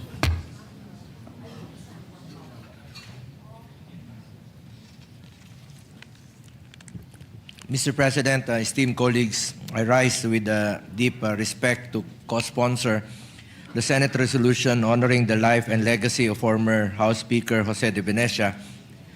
I extend my heartfelt sympathy and deepest condolences to his family, loved ones, and friends, lalo na po kay Congresswoman Manay Gina de Venecia, sa aking kaibigan na si Congressman Tof de Venecia, at sa mga anak nito at buong pamilya ng de Venecia.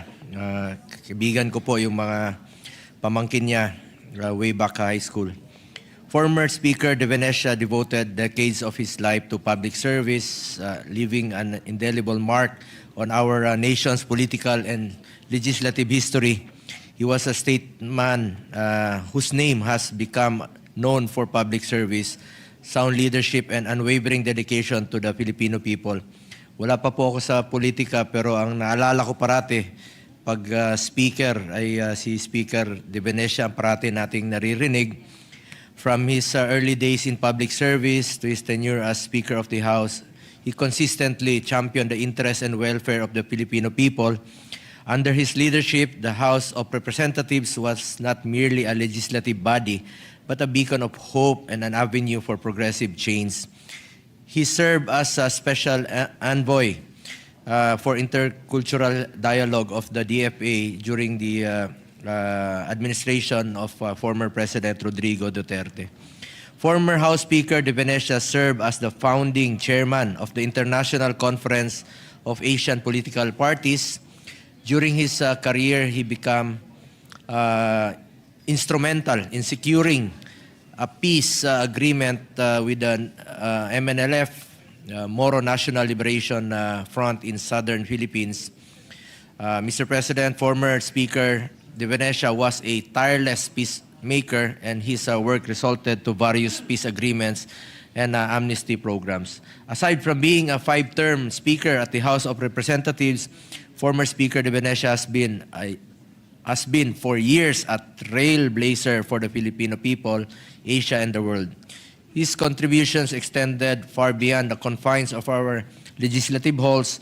On the international stage, he was a respected diplomat and a visionary leader who understood the importance of building bridges between nations. Parati niya pong binabanggit noon, nung nagkakausap kami, ay ito pong bilang founding chairman po ng International Conference of Asian Political Parties. As we honor the life and legacy of former Speaker de Venecia, let us always remember and be guided by his legacy, a legacy of hope, perseverance, and an unyielding commitment to the welfare of all Filipinos. Thank you, Mr. President, at paalam po, Speaker Jose de Venecia. Majority Leader. Thank you very much, Mr. President. Mr. President, may you also recognize Senator Risa Ontiveros to sponsor Senator the motion. Risa Ontiveros, recognized. Pwede yun, no? Salamat po, Mr. President. Una po, taus-pusong pakikiramay kina Representative Manay Gina de Venecia at sa ating kapwa Arts and Culture Advocate Tof de Venecia. Kasama na po ang mga panalangin at mahigpit na yakap sa kanilang pamilya. Mr. President, we honor the legacy of former Speaker Jose de Venecia Jr., a visionary who understood that good governance is inseparable from the well-being of our people. Through our shared work in the Philippine Legislators Committee on Population and Development, PLCPD, we champion the future where every Filipino family is empowered through reproductive health rights, gender equality, and the protection of children. Speaker JDV's commitment to institutional reform reminds us that true leadership lies in crafting policies that uplift the most vulnerable and ensure a sustainable, dignified life for all. It was during his term, one of his terms as Speaker, that the Cheaper Medicines Act was shepherded through the House, a piece of legislation that remains one of the most vital shields for our people against the high costs of falling ill. He understood that to truly empower the Filipino, we must first break the monopolies that keep life-saving drugs a luxury. Mr. President, Speaker JDV's Rainbow Coalition was more than just a political maneuver. It was a testament to his belief that unity is the primary engine of progress.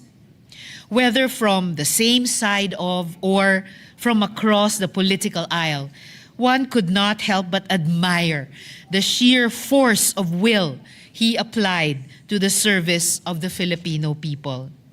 Mr. President, minsan ko na pong ikunento ito dito sa Senado na nung tumatakbo po ako para sa re-election noong 2022, muli po akong bumisita kina Speaker JDV sa kanilang bahay sa Dagupan. Dahil kahit alam ni Speaker na hindi po ako sumusugal ng pera, bagamat sumusugal sa ibang mga bagay, sabi po niya sa akin noon, Risa, huwag ka nang magkampanya, sigurado ka nang mariri-elect. Sinagot ko sila noon, Speaker, hindi po ako naniniwala dyan. Wala pong sigurado, kaya puspusan po akong nangangampanya. Ang sagot naman po niya sa akin noon ay, o sige, ganito na lang. Pag ikaw natalo, babayaran kita ng 10,000 pesos. Pero kapag ikaw ay nare-elect, ikaw magbabayad sa akin ng 10,000 pesos. Pagkatapos ko pong mare-elect, paulit-ulit kong sinusubukang bayaran yung utang ko sa kanya. Sabi niya, iya, wag na. Ngayon, wala na po akong pagkakataong bayaran yung aking utang sa kanya. Pero, sa mga natitira ko pang taon at dekada ng buhay, babayaran ko po ang utang na loob ko kay Speaker JDV in ways that are worth much more than mere money. Today, Mr. President, through our Senate resolution, we bid farewell to a statesman who taught us that in the grand waltz of democracy, we must always keep dancing and moving forward together. Salamat po, Mr. President. Thank you, Senator De Veros. Majority Leader. Thank you very much, Mr. President. Mr. President, we'd like to also put on record that we'd like to, these following distinguished colleagues of ours, Senator Padilla, Senator Camille Villar, Senator Pia Cayetano, and Senator Kiko Pangilinan would like to insert to the record their co-sponsorship speeches of the measure, Mr. President, for the record. Therefore, we so inserted all the enumerated members of the Senate. Mr. President, before we act on the matter, I'd like to also move that all members be made co-author and co-sponsor of this measure, Mr. President. The motion is approved. All members are made co-authors. Mr. President, just my final say on the matter. A lot of us gave our private personal insights. Senator Risa asked hers. I have had several. But I would like to just say for the record, while working with this distinguished statesman, and that's why probably he was a statesman, he had no mean bone in his body.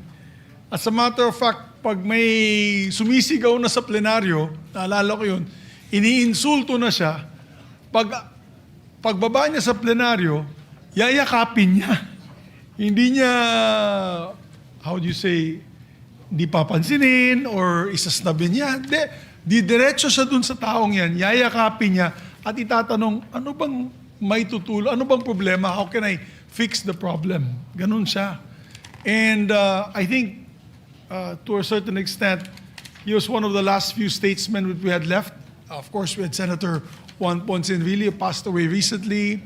We've had Senator Ed Angara, the likes of Senator Ed Angara, Senator Joco Arroyo, and now we have lost Senator Joe De Venecia to the annals of history with his death, Mr. President. But on a personal note, working with him was a pleasure because if there was a problem that we took to him to solve, he would call all of us party leaders and discuss it. And when some of the party leaders would say, gibain natin, pahirapan natin, wag natin bigyan ng pansin o yung mga batas o yung mga bills niya wag natin ipapasa. He would always object and say, wag naman. He'd always say that, wag naman. Kausapin natin siya. Let's do what we can to help appease the situation. Ganun siya, hindi siya vindictive na tao. And that's what I will miss about him.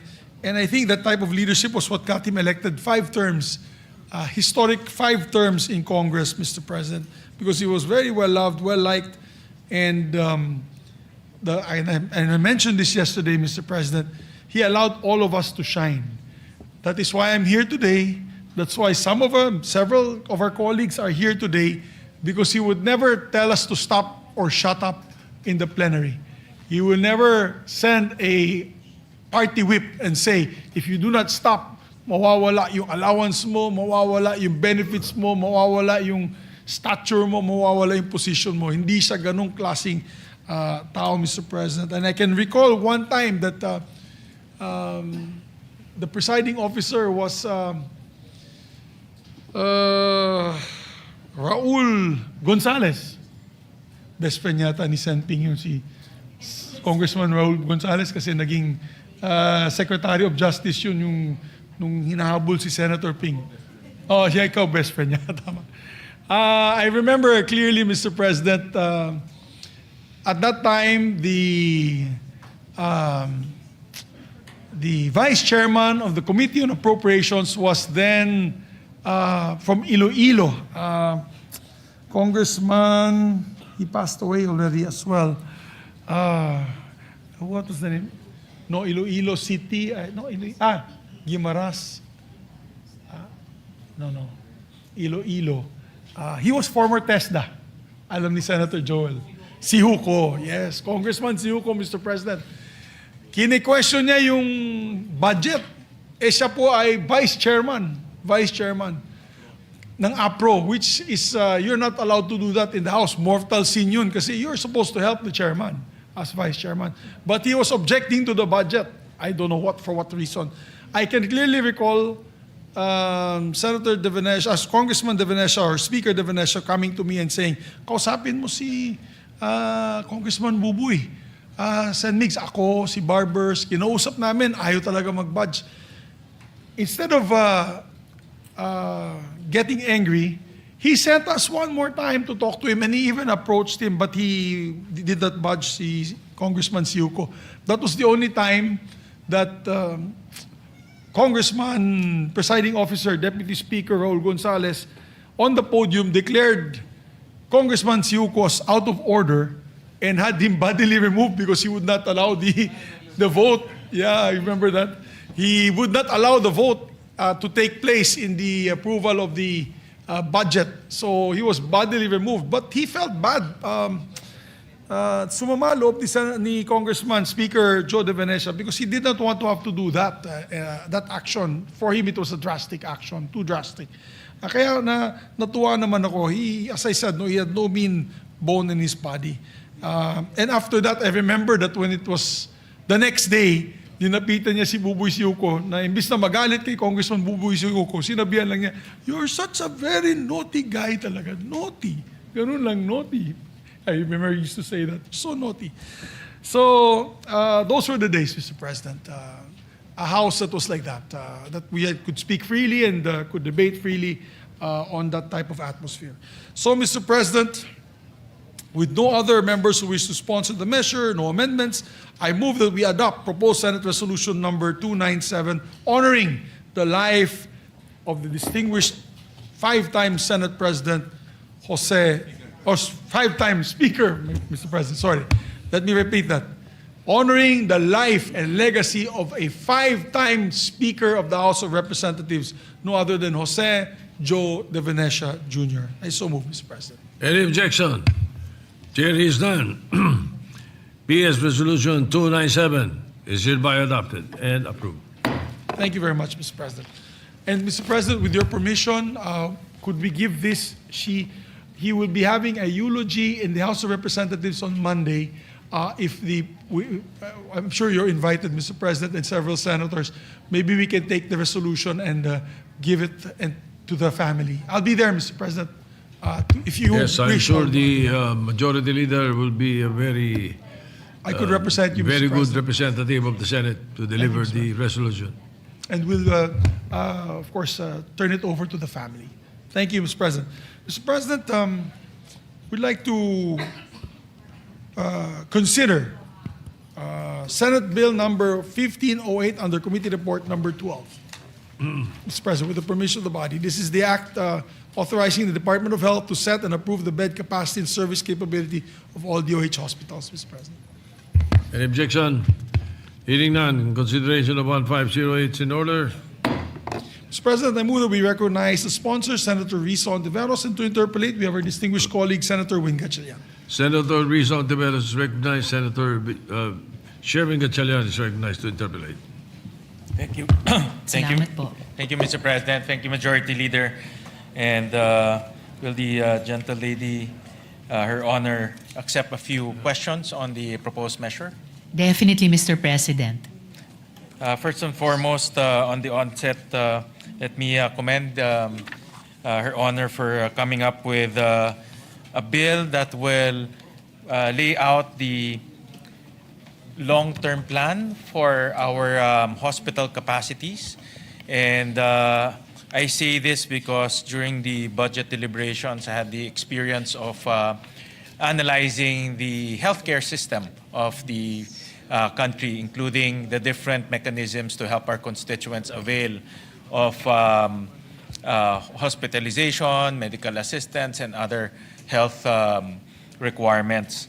And I remember when we were talking about the mechanisms, most especially the medical assistance or MAIP in particular, when we were analyzing MAIP and also looking at the logic why we still need MAIP, one of the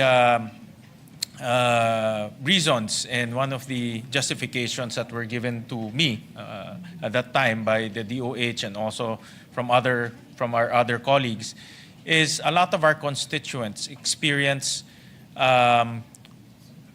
overcrowding in public hospitals. They experience problems in securing beds, securing services. May mga nagsabi sa akin, this is also first-hand information, that in some of our hospitals, when you need surgery, this is public hospitals, sometimes it takes months, 3 months to get an appointment from doctors or even get a bed space because of the problem of overcrowding in DOH hospitals. And because of that overcrowding, it also spills over the local government hospitals. So pati yung mga local government hospitals natin also experience overcrowding. And because of this problem in overcrowding, a lot of our constituents are forced to take up the pay ward in the public hospitals. And some of them, kung kailangan na talaga magpa-opera or kailangan na magpakita ng specialista, they would transfer to private hospitals. And because of that transfer to private hospitals, many of our constituents would go to politicians, to go to people who have access to the guarantee letters, because the guarantee letters become the parang pangpuno o pangbayad doon sa private hospitals and also to pay wards. And when we were looking at this problem, one of the issues that we need to focus on is the capacity issues. Because if we have the capacity in our government hospitals, then our constituents will not be forced to go to pay wards or to private hospitals, and therefore we will have less requirement for medical assistance or the MAIP. So that's why my view on the healthcare system, we have to look at it from a larger standpoint, from a macro standpoint, because it's a system. Kasama na ho dyan yung hospital beds, kasama na dyan yung payment mechanisms, kasama na dyan yung services that we can offer our constituents. So it's a system. Once one of the facets will be problematic, the entire system will also be problematic. It will actually have a chain reaction. So, having said that, If I may, Yes, Mr. go President, ahead. good Yep. gentleman, just comment to the initial comments of the good gentleman from Valenzuela. Maraming salamat po dun sa approach din na systemic at saka macro. Yun din yung how this bill is seeking to approach the question of bed capacity and service capacity in our hospitals. There is actually already a framework, currently the Philippine Health Facility Development Plan, at sinusubukan din itong bill na ito i-situate yung particular concern of bed capacity within that PHFDP or Philippine Health Facility Development Plan. Secondly, Mr. President, tamang-tama po yung pinoint out ng good gentleman from Valenzuela na overcrowded talaga. Just talking about the DOH hospitals, grabe po yung bed occupancy rates. They are all over 100%. Dun pa lang sa taong 2025, our level 1 DOH hospitals were at 173% capacity. Wow, taas, Opo, mataas talaga, halos doble na. Level 2 DOH hospitals, 100.58% capacity. So over din. And level 3 hospitals din ng DOH, 106% capacity. So lahat nung tatlong levels na yon ng health facilities over. And last but not the least, at this point, Mr. President, dun sa opening comments ng good gentleman from Valenzuela, bed capacity in particular is impacted by this overcrowding sa mga DOH hospitals. Dahil sa ngayon, ang total bed capacity ng DOH hospitals sa Pilipinas ay at 31,642. That is already what we actually need at this point in time, which for 2026 current year, DOH hospital beds planned supply is 35,331. So, dun pa lang sa current year, we are behind by about 4,000 beds, Mr. President.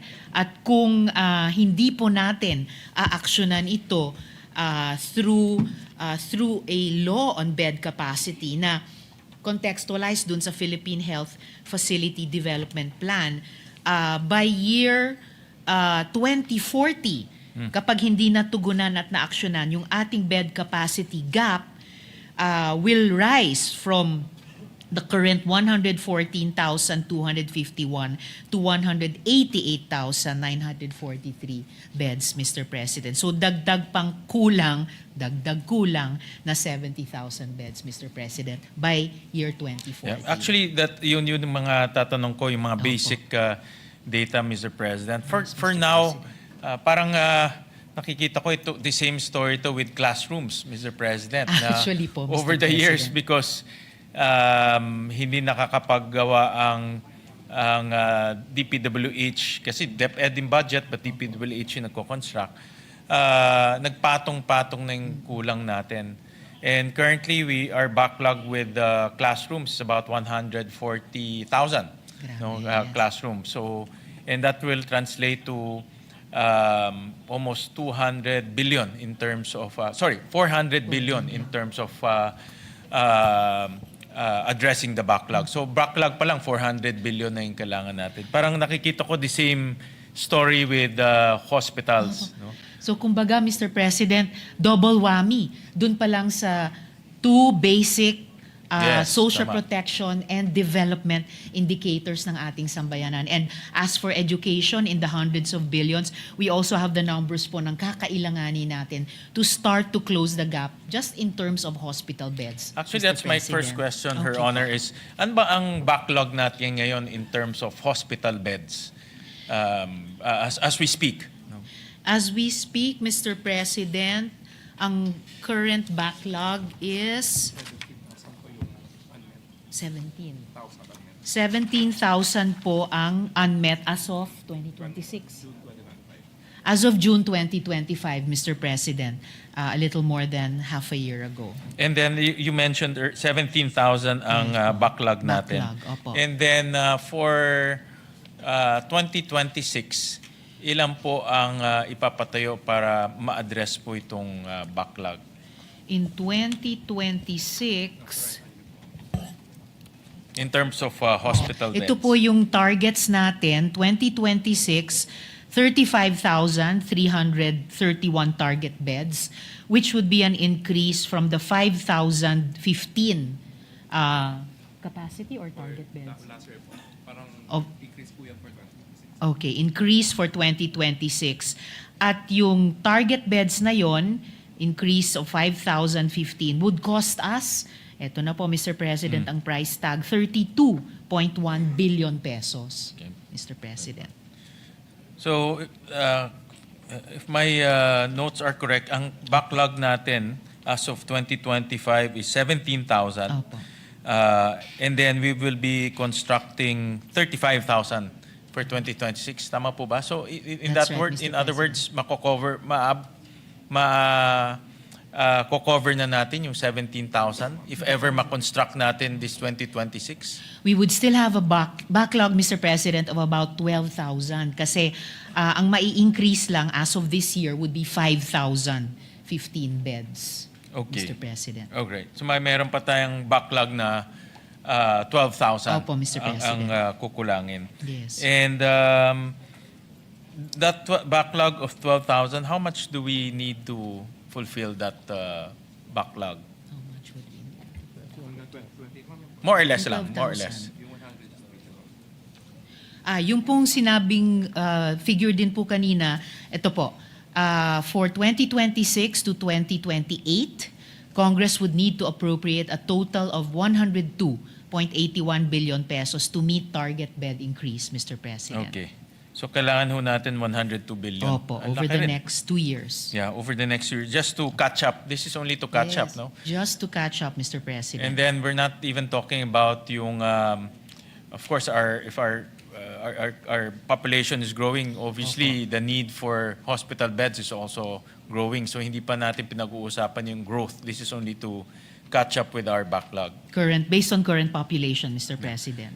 Mr. President, for honor, how will this bill address the backlog? I understand that it will be now there's the health facility development plan, which is parang roadmap to, no, on Opo, how Mr. to President. address the backlog and necessity. But how do we paano po yung process of addressing the backlog under this proposed measure?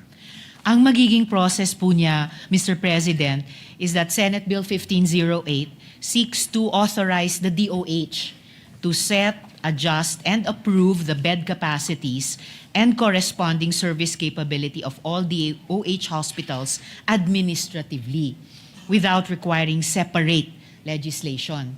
So this effectively would remove legislative bottlenecks that currently delay the expansion and upgrades, thereby improving the health system's efficiency and responsiveness, Mr. President. So in other words, Mr. President, if I understand it correctly, the DOH will now be authorized to look at the capacity issues. Is that correct? And then That's correct, Mr. President. and then propose under a plan Yes. a roadmap on how to finance all of these capacity requirements. Yes, Mr. President. The bill would authorize DOH to approve and adjust bed capacities and corresponding service capabilities of DOH hospitals through administrative issuances. It would be authorized to convert, upgrade, and modernize DOH hospitals' existing equipment and facilities to ensure responsiveness to the health needs of the population consistent with their authorized bed capacity and service capabilities. Doon po pumapasok yung Philippine Health Facility Development Plan. Kasi the bill would mandate the development and maintenance of the PHFDP as a strategic blueprint for modernizing hospital infrastructure and services nationwide. The PHFDP enables access to capital outlay investment and ensure alignment of hospital expansions with national health facility planning and investment priorities. So ito naman po, kumokonekta sa funding na binanggit ng good gentleman from Valenzuela dahil the bill would ensure funding integration still through the General Appropriations Act.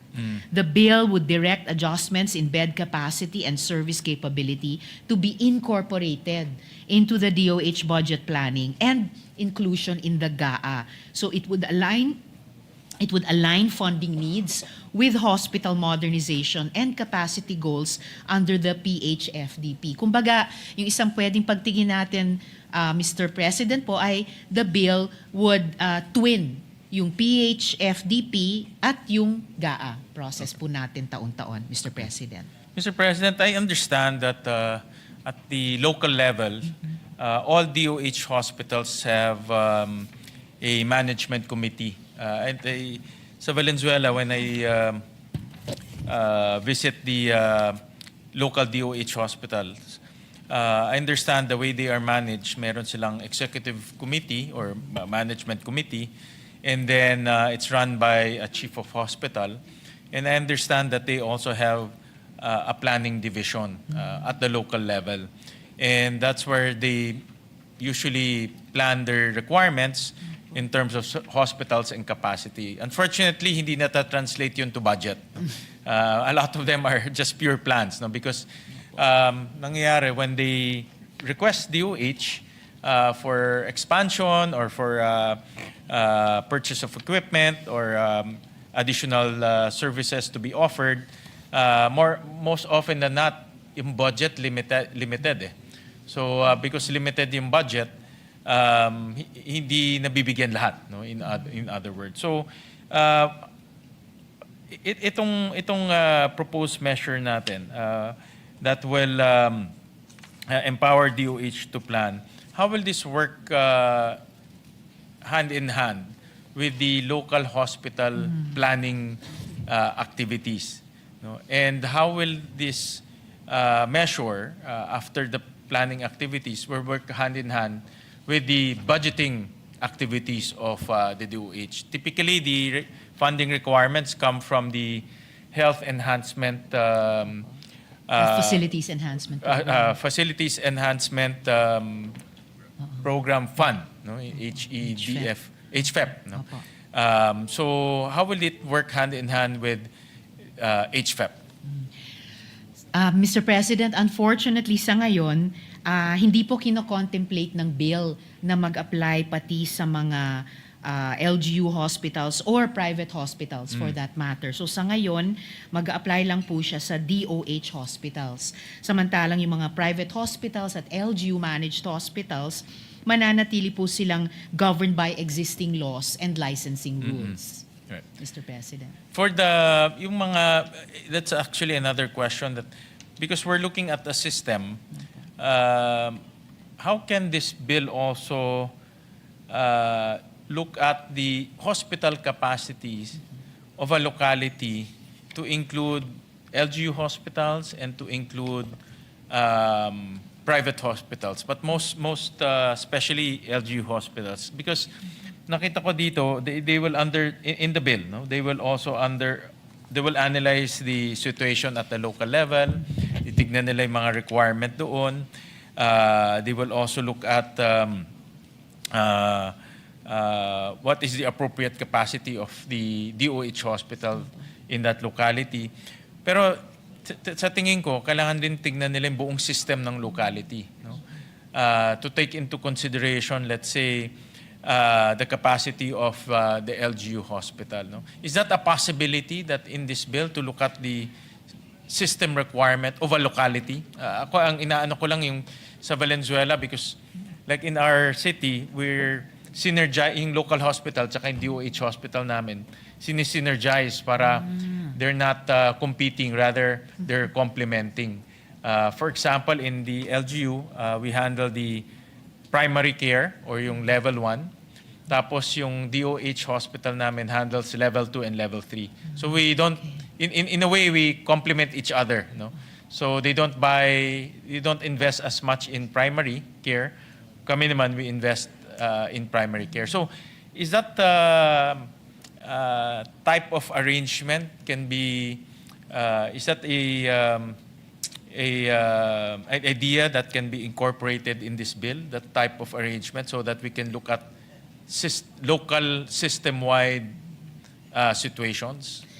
Mukhang, Mr. President, may mga leksyon na matututunan po tayo in terms of the overall implementation of universal healthcare mula sa lungsod ng Valenzuela. It's not yet, as I mentioned earlier, contemplated in this bill, pero tignan natin kung pwede natin i-consider either maging bahagi nitong bill na ito or a companion measure. Dahil buong policy framework naman ang tinatayo natin bukod sa oversight on the implementation of the Universal Healthcare Law. In relation to that po, Mr. President, I think the important point na binibring up ng good gentleman from Valenzuela ay pwede rin po nating i-take up dun sa Congressional Oversight Committee on the UHC law. Particularly yung hina-highlight nila na dapat complementation between DOH health facilities and LGU plus private health facilities sa kabuuang service delivery network, pati ng bawat lungsod. Sa ngayon po kasi, under the Universal Healthcare Law, there's some kind of integration, at least up to the provincial level.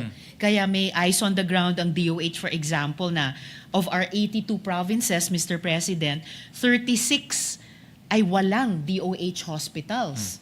So, and sigurado kung walang DOH hospital sa 36 provinces, kailangan pa tayong deeper dive. So, ilan ang kulang na bed capacity doon? And then we could also look, are there LGU hospitals in those provinces? May complementarity ba with other health facilities in the absence of a DOH provincial hospital? Or lalo na, kung in those 36 provinces na walang DOH hospitals, kung kulang din yung mga LGU hospitals. So, there are different approaches through which we can look at ano yung gaps sa overall service delivery network for health sa Pilipinas. And I'm willing to explore that, Mr. President, in terms of yung LGU hospitals. Nakita ko lang dito sa Section 4, authority to approve. And then in page 2, line 1, it says here, taking into consideration the hospital's development plan, catchment population. So when you say catchment population, you're talking about yung local scenario or your local demographics. And then meron din dito healthcare provider network. So I was, ang chain of thought ko dito, all of these are related to the available capacities at the local level. No? And when I say available capacity, that includes local government hospitals and also private hospitals. But more so local government because gobyerno rin sila. A lot of our local governments are also practicing zero balance billing. Ngayon, padami na ng padami. And that's why it has to I'm looking at a government hospital system integration. No? So nakikita ko na there's a potential to look at the local government system, local hospital system at mapasok natin dito so that holistic yung pagtitingin ng capacities. Mr. President, ngayon pa lang aligned na yung line of questioning or line of thought ng good gentleman from Valenzuela dun sa pinag-uusapan natin kaninang Philippine Health Facility Development Plan. Dahil dun po sa plano nila na National Development Plan for all types of health facilities to achieve UHC. Kaya pwede nga nating tignan yon dun sa Congressional Oversight Committee. Diyan sa PHFDP, under public sector, meron talaga siyang category of LGU-owned, including primary care facilities at saka LGU hospitals. Na dun sa kabuang PHFDP, pasok siya sa Provincial Health Facility Development Plan at local investment plan for Okay. health, Mr. Okay, President. so ano talaga, under this PHFDP, Opo. the local government capacities will also be taken into consideration. Yes, Mr. President. But of course, in terms of investment and funding, iba naman, I would assume, iba yung approach because local government hospitals will have local governments funding the capacities, and obviously national funding will go to the DOH hospitals. No? Yeah, but in terms of system, Yes. na pag-aaralan yung system. Yeah. Opo, Mr. President.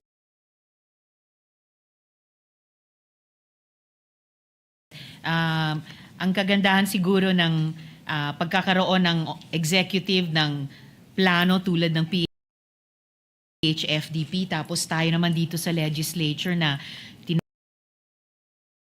tinatayo natin progressively yung health enhancing na policy framework, ay dahil UHC system ay isa sa mga pillars nun, yung health financing, health insurance, we can really examine how habang nag-evolve yung implementation natin ng universal healthcare, kung paano din efficiently at effectively na mobilize yung iba't ibang resources at paano pwedeng mag-complement itong mga resources na ito sa isa't isa to achieve yung health goals natin.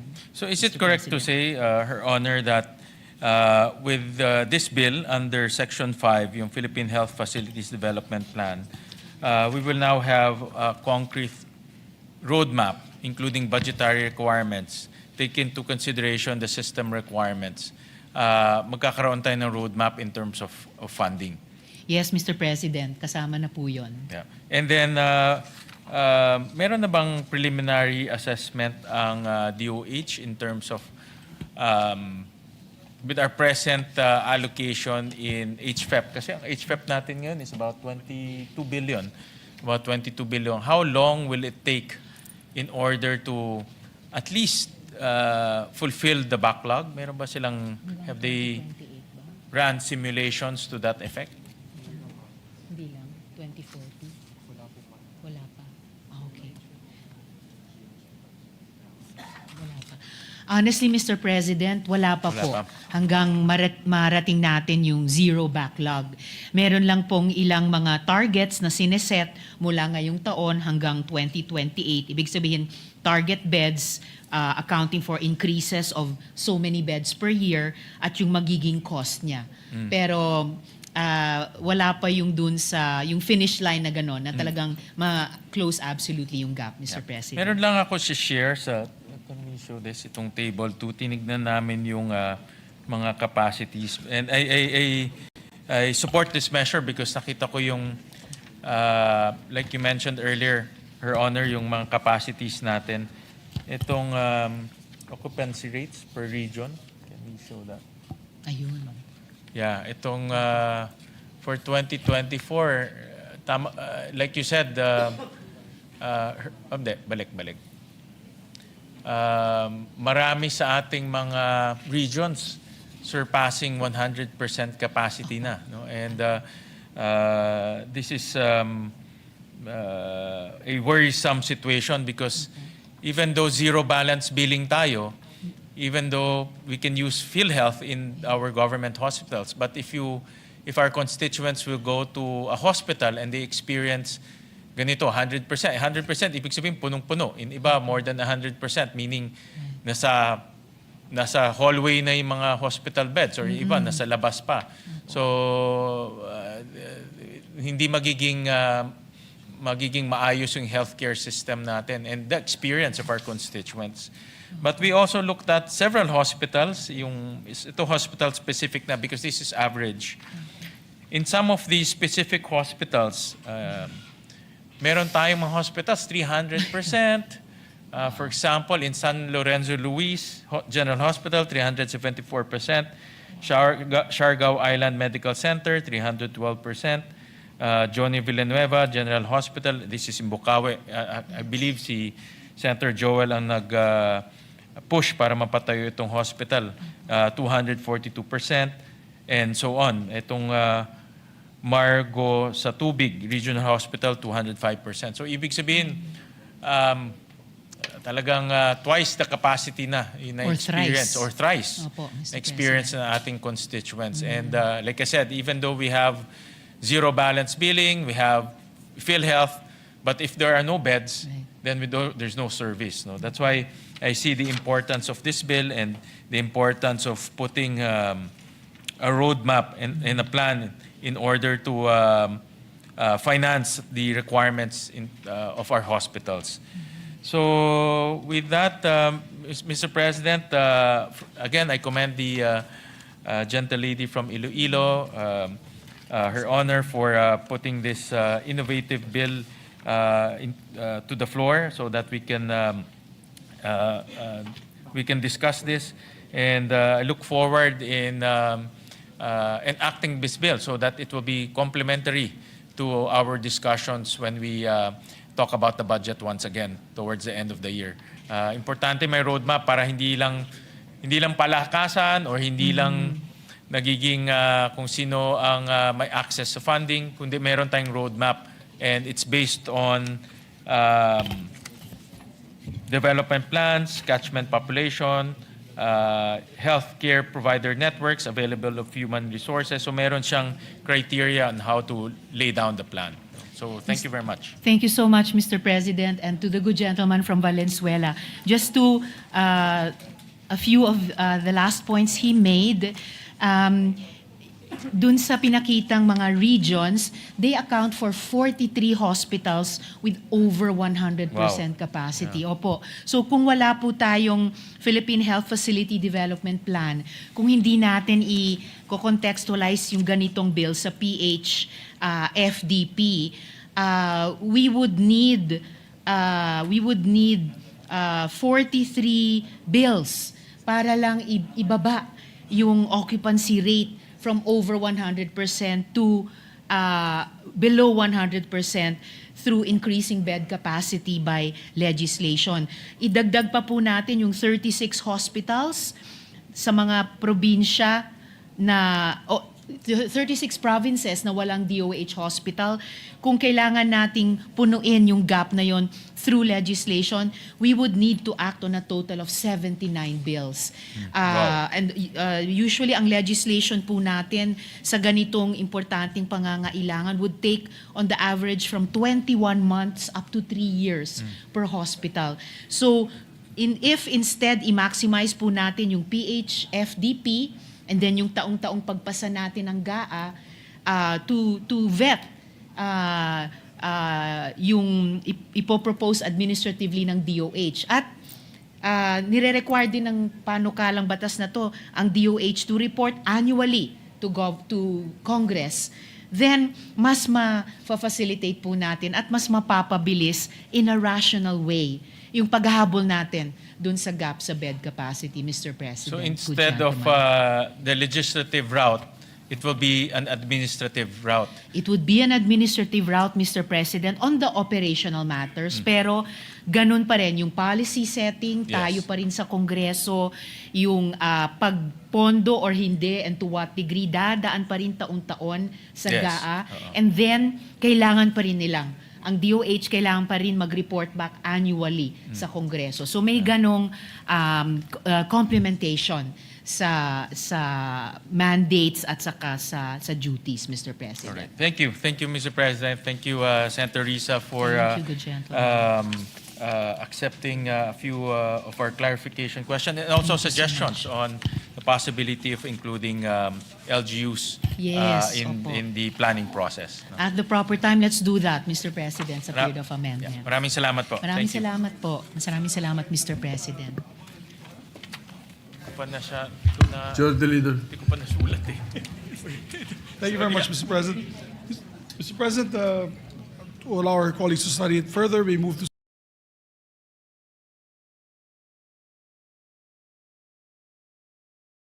suspend consideration of the measure.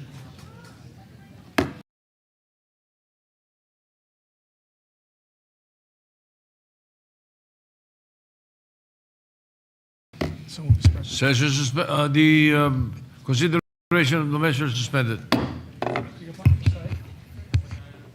Hindi pa? Okay. Kasi wala. Next week na lang. Wala nang ibang tao dito. Tayo na lang. Okay.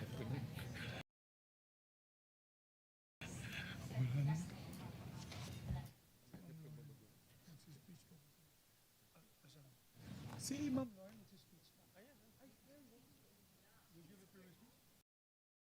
Mr. President. Yes. Deliver na. Wala tayong... Yeah, or else we'll adjourn. Yeah. Is it important? If it's important, we can do it. It's on the economy. Yes, it was pending since last week. You have the floor. I'll give you the floor. Sure.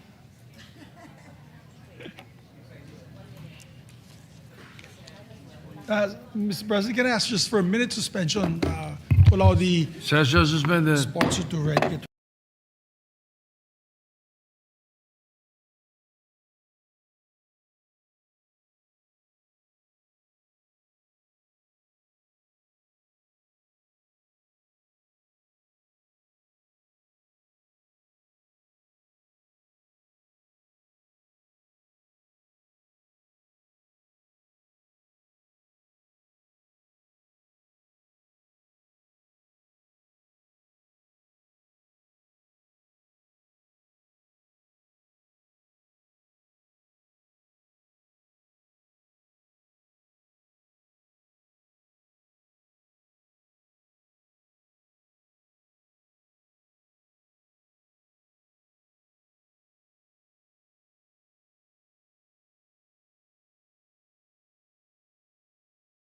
Mr. President, I move that we recognize our distinguished colleague, Senator Lauren Legarda, to avail of the privilege hour, Mr. President. Senator Lonnie Legarda is recognized.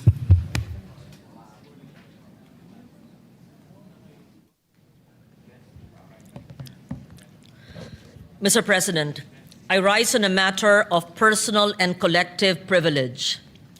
The Development Budget Coordination Committee, DBCC, recently released a sober recalibration of our economic outlook. The figures speak for themselves, and they speak loudly. Fourth quarter GDP growth has slowed to a mere 3%. Let that number sink in, 3%. For many Filipinos, a drop from 6% to 3% means fewer jobs, slower business growth, tighter household budgets, and fewer chances for families to move ahead. It has pulled our full-year growth for 2025 down to 4.4%, falling short of our targets and forcing a downward revision of our revenue projections through 2028. This dominoes as the recent data indicates that our debt-to-GDP ratio now is 63.2%, the highest level in 20 years. We have breached the internationally accepted manageable threshold of 60%. This means that a larger portion of our government revenues must be diverted to service debt interest, leaving significantly less funding for healthcare, education, infrastructure, and social services. What makes this deeply concerning is that even amid delayed projects, compromised quality, and persistent waste and misuse of public funds, we continue to borrow. Sa halip na ayusin ang mga prioridad at tapalan ang mga taga sa paggastos, patuloy pa rin tayong nagdaragdag sa ating utang. Ang epekto, mas kaunting silid-aralan at kama sa ospital, mga kalsadang inuulit-ulit ayusin at patuloy na pagtaas ng presyo na lalong nagpapahirap sa buhay ng mga pamilyang Pilipino. That 3% growth coupled with a high debt-to-GDP ratio tells us that the engine is stalling. It's that flashing yellow light on our national dashboard telling us that the old assumptions behind our growth can no longer be taken for granted. For decades, we have relied on a concrete-driven growth engine, a linear extractive model that prioritizes large-scale infrastructure as a primary input to induce economic growth. This is evidenced by the huge 530 billion peso budget of the Department of Public Works and Highways, which even with a budget cut this year, is still 18 times larger than DNR's meager 27 billion peso budget. When multi-trillion peso programs are accompanied by corruption and blinded oversight, the results become catastrophic. We see it in the delayed projects, the compromised quality of our roads, the diminished investor confidence that restricts our fiscal space. When we persist along the same path with the same institutional vulnerabilities, we are courting repetition of the very failures that brought us to this 3% reality. Mr. President, the question before us is simple. Do we allow these mistakes to happen again? I believe the answer for this chamber and for the Filipino people must be a decisive no. We do not need to reinvent the wheel. While the traditional model falters, a sophisticated alternative has been waiting in the wings for decades. We do not need to be afraid to embrace it. Through our collective work in this House, we have built a legislative fortress, starting with laws that align sustainable development with economic growth, the Ecological Solid Waste Management, the Clean Air Act, the Clean Water Act, Climate Change Act, People's Survival Fund, many more. We often hear that environmental protection is a luxury for developing nations. I tell you today, environmental and climate responsive governance is a fiscal imperative. The full realization of the Ecological Solid Waste Management Act should have been able to save us a lot of losses due to unmanaged waste. According to the DNR, the Philippines loses an estimated 45 billion to 51 billion pesos because high-value recyclable plastics are discarded in landfills or leaked into the environment instead of being recycled. Consider flood control, long dominated by hard infrastructure. Under these existing laws, planning shall be integrated with ecosystem-based approaches that restore rivers, wetlands, and mangroves while reducing long-term maintenance costs and exposure to corruption-prone procurement. This helps create a regenerative economy where resources are renewed instead of depleted. Even fiscal planning stands to benefit. Most recently, we enacted the Philippine Ecosystem and Natural Capital Accounting System, PENCAS.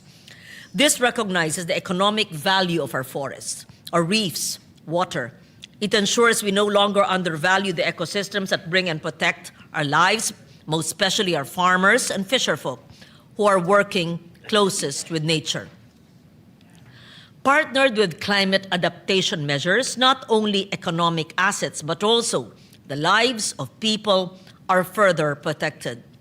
By integrating climate adaptation and disaster risk reduction into the core of our national economic policy, we move beyond treating environmental action as optional and instead recognize it as central to sound governance and long-term stability. By transitioning from a reactive post-disaster recovery model to a proactive resilience framework, the government can effectively protect the country's gross domestic product from the cyclical erosion caused by natural calamities. And this is the very reason why we champion the People's Survival Fund, the nation's climate adaptation fund that supports the most vulnerable segments of our nation and drives them towards resilience. But resilience and sustainability are not built on infrastructure and ecosystems alone. They are equally built on people. The same logic that tells us to climate-proof our bridges and coastlines must also compel us to climate-proof our classrooms, communities, and livelihoods.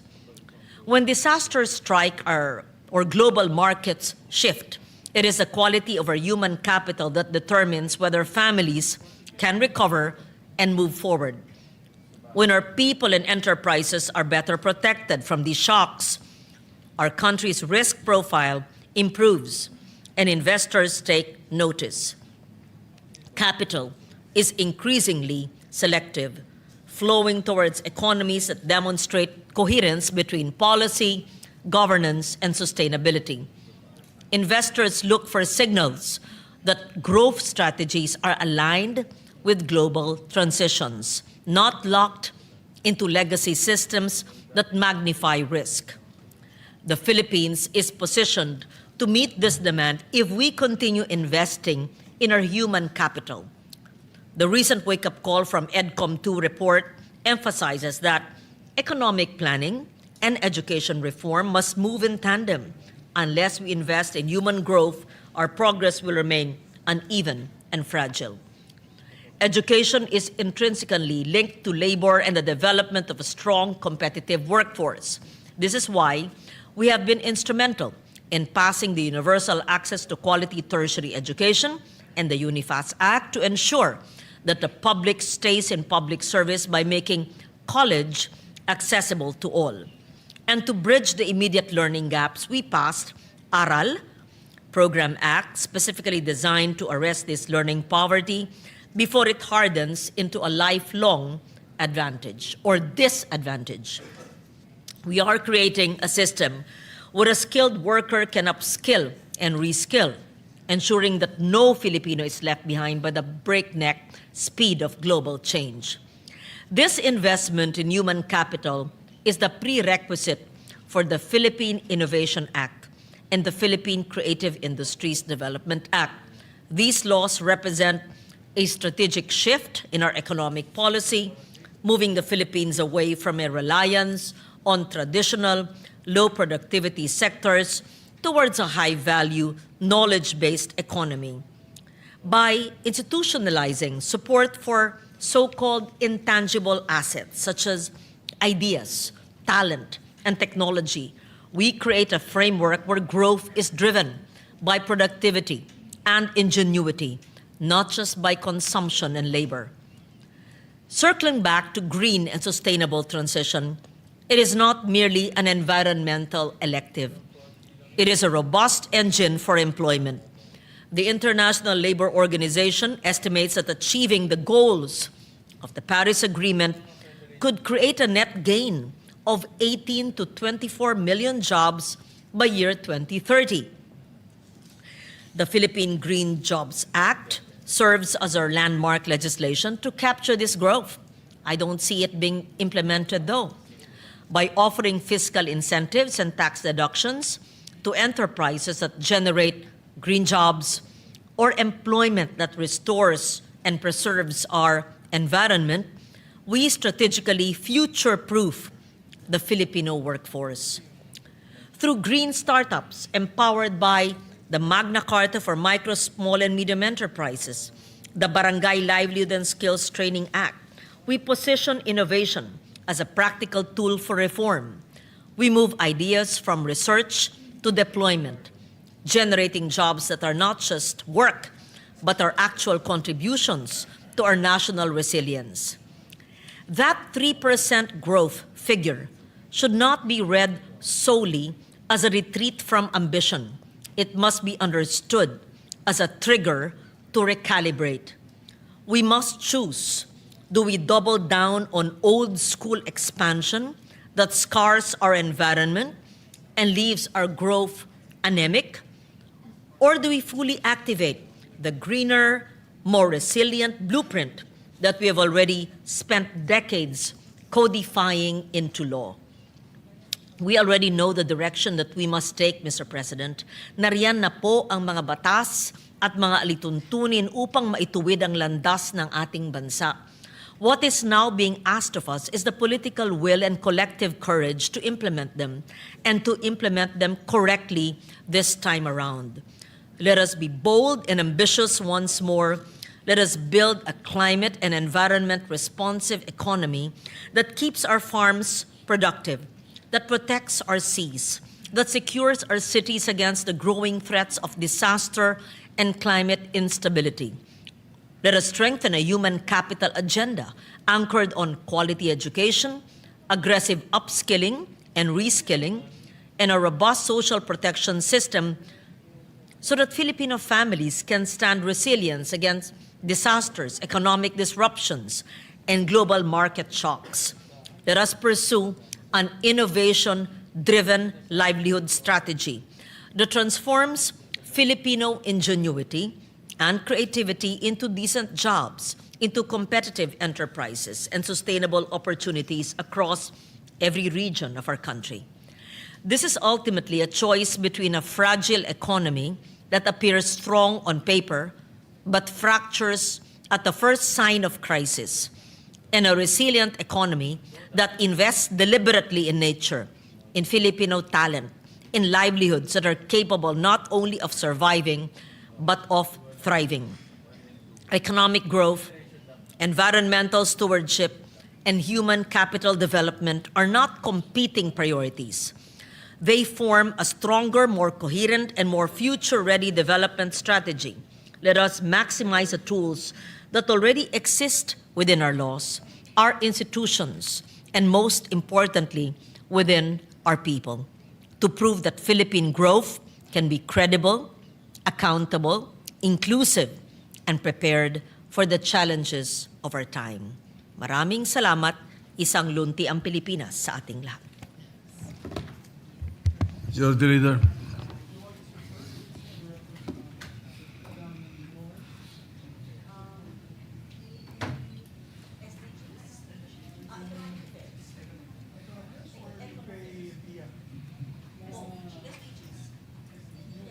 Sustainable.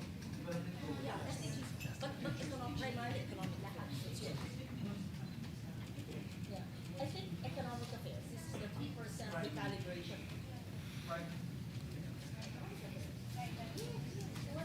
It's not a matter of personal, whoever, but bagay economic affairs. Thank you, Mr. President. Yes, Mr. President, we'd like to refer the speech of the lady senator to the Committee on Economic Affairs as the primary committee, and the secondary committee will be the Committee on Sustainable Development Goals. So moved, Mr. President. Any objection? Chair hears none. So referred. No member on the Foreign Affairs? Wala pa? Foreign Relations? Yes, we were awaiting the nominee of the Good Minority Floor Leader for the extra additional member for the Committee on Foreign Relations, Mr. President. But for the record, Mr. President, I believe that the committee can already start hearing. They could have committee hearings, Mr. President. We could start hearing already as soon as possible. Yes. And then we can follow the next, Yes. or the designation of the minority member in the committee. Yes, already there are members of the minority in the committee. Can be in a later date, Mr. President. Yes, based on our rules, the committee has been organized with the Yes. previous chairman. Now, the change of chairmanship does not necessarily remove the members. So Yes. therefore, it is the same. It has been organized, and a quorum could probably be could maybe done by merely 2 senators in any hearing. Yes, Mr. Therefore, the acting chair or the new chairman may call a hearing on the committee itself. Yes, I believe the chairperson was just worried because he has a lot of treaties that he would like to already tackle in the Yes. committee. And I reminded him earlier, and I'd like to put this on the floor with the permission of the body, that it is already organized. The committee has Yes. been organized. We just Technically, changed the yeah. leadership, yes. So he Yeah, can have therefore. hearings, Mr. President. With or without a complete number of members, still the committee may function. Yes, Mr. President. For the record, we put that. For the record, yes. Thank you, Mr. President. All right. With that, I move that we adjourn session until 3 o'clock in the afternoon, Wednesday, February 18, 2026. I so move, Mr. President. Any objection? There being none. Senator Legarda? You can work without prejudice to those who want to work in the committees on a Monday or Tuesday. Oh yes, they can work with the committees. It's merely because of a holiday.